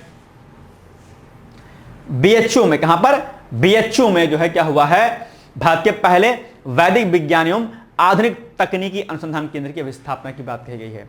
न्यू एजुकेशन पॉलिसी के तहत प्राचीन भारतीय विज्ञान ज्ञान परंपराओं, ठीक है, को आधुनिक विज्ञान की जो मॉडर्न साइंस के साथ जोड़ने के लिए मार्च 2026 में बीएचयू में भारत के पहले वैदिक विज्ञान एवं आधुनिक तकनीकी अनुसंधान केंद्र की स्थापना जो है की गई है, जो कि क्या आपके लिए इंपॉर्टेंट है। ठीक है भाई, चलिए, ये जो केंद्र बनेगा, यह केंद्र मुख्य रूप से प्राचीन भारतीय धातु कर्म, ठीक है, वैदिक खगोल विज्ञान यानी कि वैदिक एस्ट्रोनॉमी, आयुर्वेद और आधुनिक चिकित्सा के एकीकरण तथा प्राचीन वास्तुशिल्प का आधुनिक सिविल इंजीनियरिंग के साथ तुलनात्मक अध्ययन करेगा। हालांकि जो हमारी वैदिक साइंस थी अपने आप में, आज की आपकी इस मॉडर्न टेक्नोलॉजी, मॉडर्न आपका जो मेडिकल साइंस है, इससे कहीं गुना ज्यादा बेहतर स्थिति में थी, ध्यान रखिएगा। लेकिन वही है कि हम अपनी प्राचीन विद्याओं को जो क्या करके छोड़ते हुए चले गए, हम वर्ग में संप्रदाय में बसते चले गए और एक दूसरे के खिलाफ होते चले गए, और ऐसे में दिक्कत हुई। हमारे न जाने कितने वैदिक ग्रंथों को, हमारे पांडुलिपियों को जलाया गया, लेकिन इसमें हमारे जो महान जो विद्वान जो ऋषि रहे हैं, हमारे जो संत महात्मा रहे, उन्होंने शिक्षा को हमेशा जो है मजबूत करने का प्रयास किया, और सुश्रुत जैसे जो लोग रहे हैं, उन्होंने इस पर काम खूब किया। इसमें इस केंद्र में संस्कृत के प्रकांड विद्वान और आईआईटी बीएचयू के वैज्ञानिक एक साथ मिलकर के साझा परियोजनाओं पर काम करेंगे। यह पहल प्राचीन ग्रंथों जैसे कि सुश्रुत संहिता, सूर्य सिद्धांत में छिपे वैज्ञानिक ज्ञान को डिकोड कर उसी आधुनिक समाज और तकनीकी विकास के लिए प्रासंगिक बनाएगी। जो हमारे सिद्धांत प्राचीन उसमें रहे हैं, वो आज मॉडर्न साइंस का हिस्सा हैं, और आज मॉडर्न साइंस अभी बहुत पीछे हमारे साइंस से, लेकिन वही है कि हमने अपनी पारंपरिक ज्ञानों को क्या किया, छोड़ दिया, है ना। संस्कृत हमको सीखनी नहीं है। कोई व्यक्ति चोटी अगर रख ले, है ना, चोटी रख ले और अगर धोती पहन ले तो आप उसको मूर्ख समझते हैं। आजकल तो वैसे भी ब्राह्मणों को गाय देने का रिवाज चल चुका है ना? आप देखते होंगे। ब्राह्मण पंडित किसको बोलते हैं? आत्ममत सर्वभृतेषु या पत्तत्सा पंडितः। जो व्यक्ति अपने समान सभी को समझता है, जानता है, मानता है, और जो विद्या अध्ययन करता है, जो विद्या को अपने भीतर अर्जित करके लोगों को जागृत करने का प्रयास करता है, वही क्या होता है? पंडित होता है। पंडित को जन्म से नहीं, पंडित अपने इंसान कर्म से बनता है, ब्राह्मण इंसान अपने कर्म से बनता है।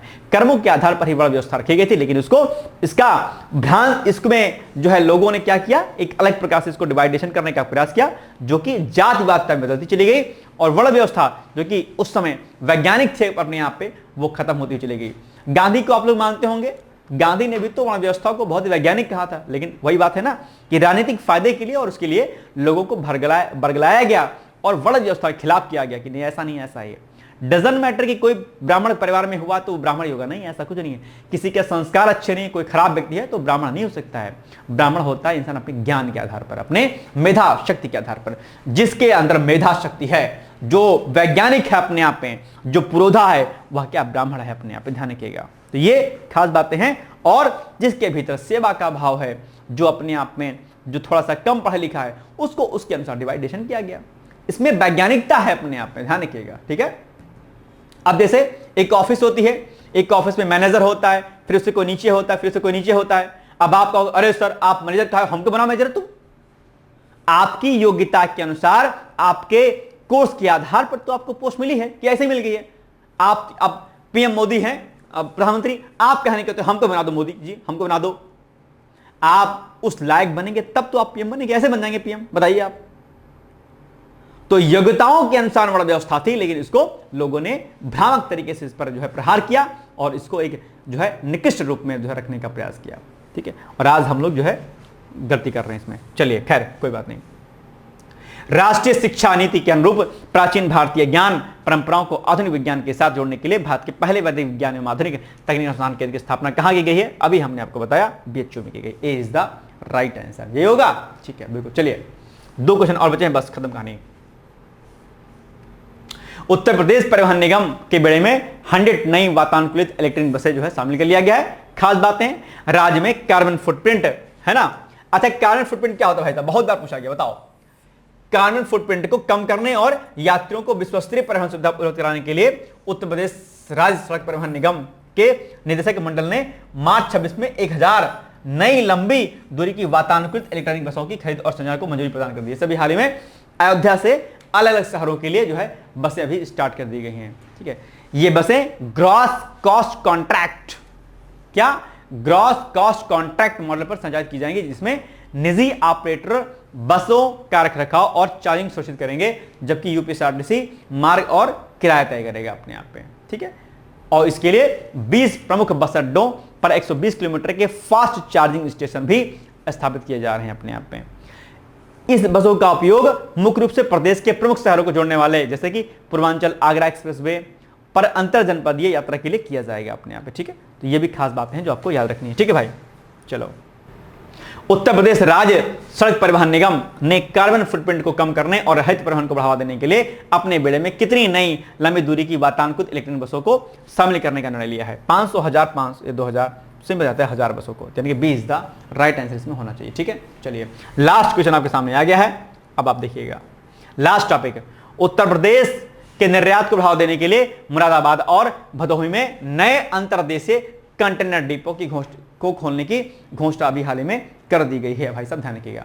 तो उत्तर प्रदेश को भारत का एक्सपोर्ट हब बनाने और निर्यातकों की लॉजिस्टिक्स लागत को कम करने के लिए राज्य सरकार एवं रेल मंत्रालय के संयुक्त प्रयास से मार्च 2026 में मुरादाबाद और भदोही में नए अंतर्देशीय कंटेनर डिपो या ड्राई पोर्ट्स स्थापित करने की घोषणा जो है क्या की गई है, कर दी गई है। तो ये हो जाएगा, ध्यान रखिएगा। स्थान का रणनीतिक चयन, मुरादाबाद या अपने विश्व प्रसिद्ध पीतल हस्तशिल्प उद्योग के लिए जाना जाता है। यहां से उत्पाद सीधे बंदरगाहों तक भेजे जाएंगे। आप जानते हो कि प्रश्न भी पूछा था स्टील उद्योग के लिए, है ना। भदोही, इसे भारत की कालीन नगरी भी कहते हैं। आप जानते होंगे यहाँ का हाथ से बना हुआ कालीन वैश्विक स्तर पर निर्यात किया जाता है। आप जानते होंगे, प्रश्न आप एग्जाम में ये सब वन डिस्ट्रिक्ट वन प्रोडक्ट जो योजना है उसके अंदर पूछा जाते हैं प्रश्न आपको, ओडीपी योजना के तहत। ठीक है, ध्यान रखिएगा। लॉजिस्टिक सुविधा, ये आईसीडी सीधे मालगाड़ियों के माध्यम से डेडिकेटेड फ्रंट कॉरिडोर से जुड़ेंगे अपने आप पे। तो अब इससे बड़ा फायदा होगा इन डिपो की स्थापना से निर्यातकों को कस्टम क्लियरेंस अपने ही शहर में मिल जाएगा और इससे माल को तटीय बंदरगाहों तक ले जाने में अच्छी सुविधा मिलेगी। तो ये खास बातें हैं जो आपको ध्यान रखनी है भाई साहब। ठीक है, अब इस पर बन जाएगा छोटा सा प्रश्न जिसका उत्तर आपको देना है। बताइए इसका उत्तर क्या हो जाएगा। चलो आप पढ़ो और बताओ क्या हो जाएगा इसका उत्तर। क्या हो जाएगा इसका उत्तर? बी होगा क्या? बिल्कुल सही बात है, B is the right answer भाई साहब। तो ये हो गया हमारा आज का इंपॉर्टेंट करंट अफेयर्स।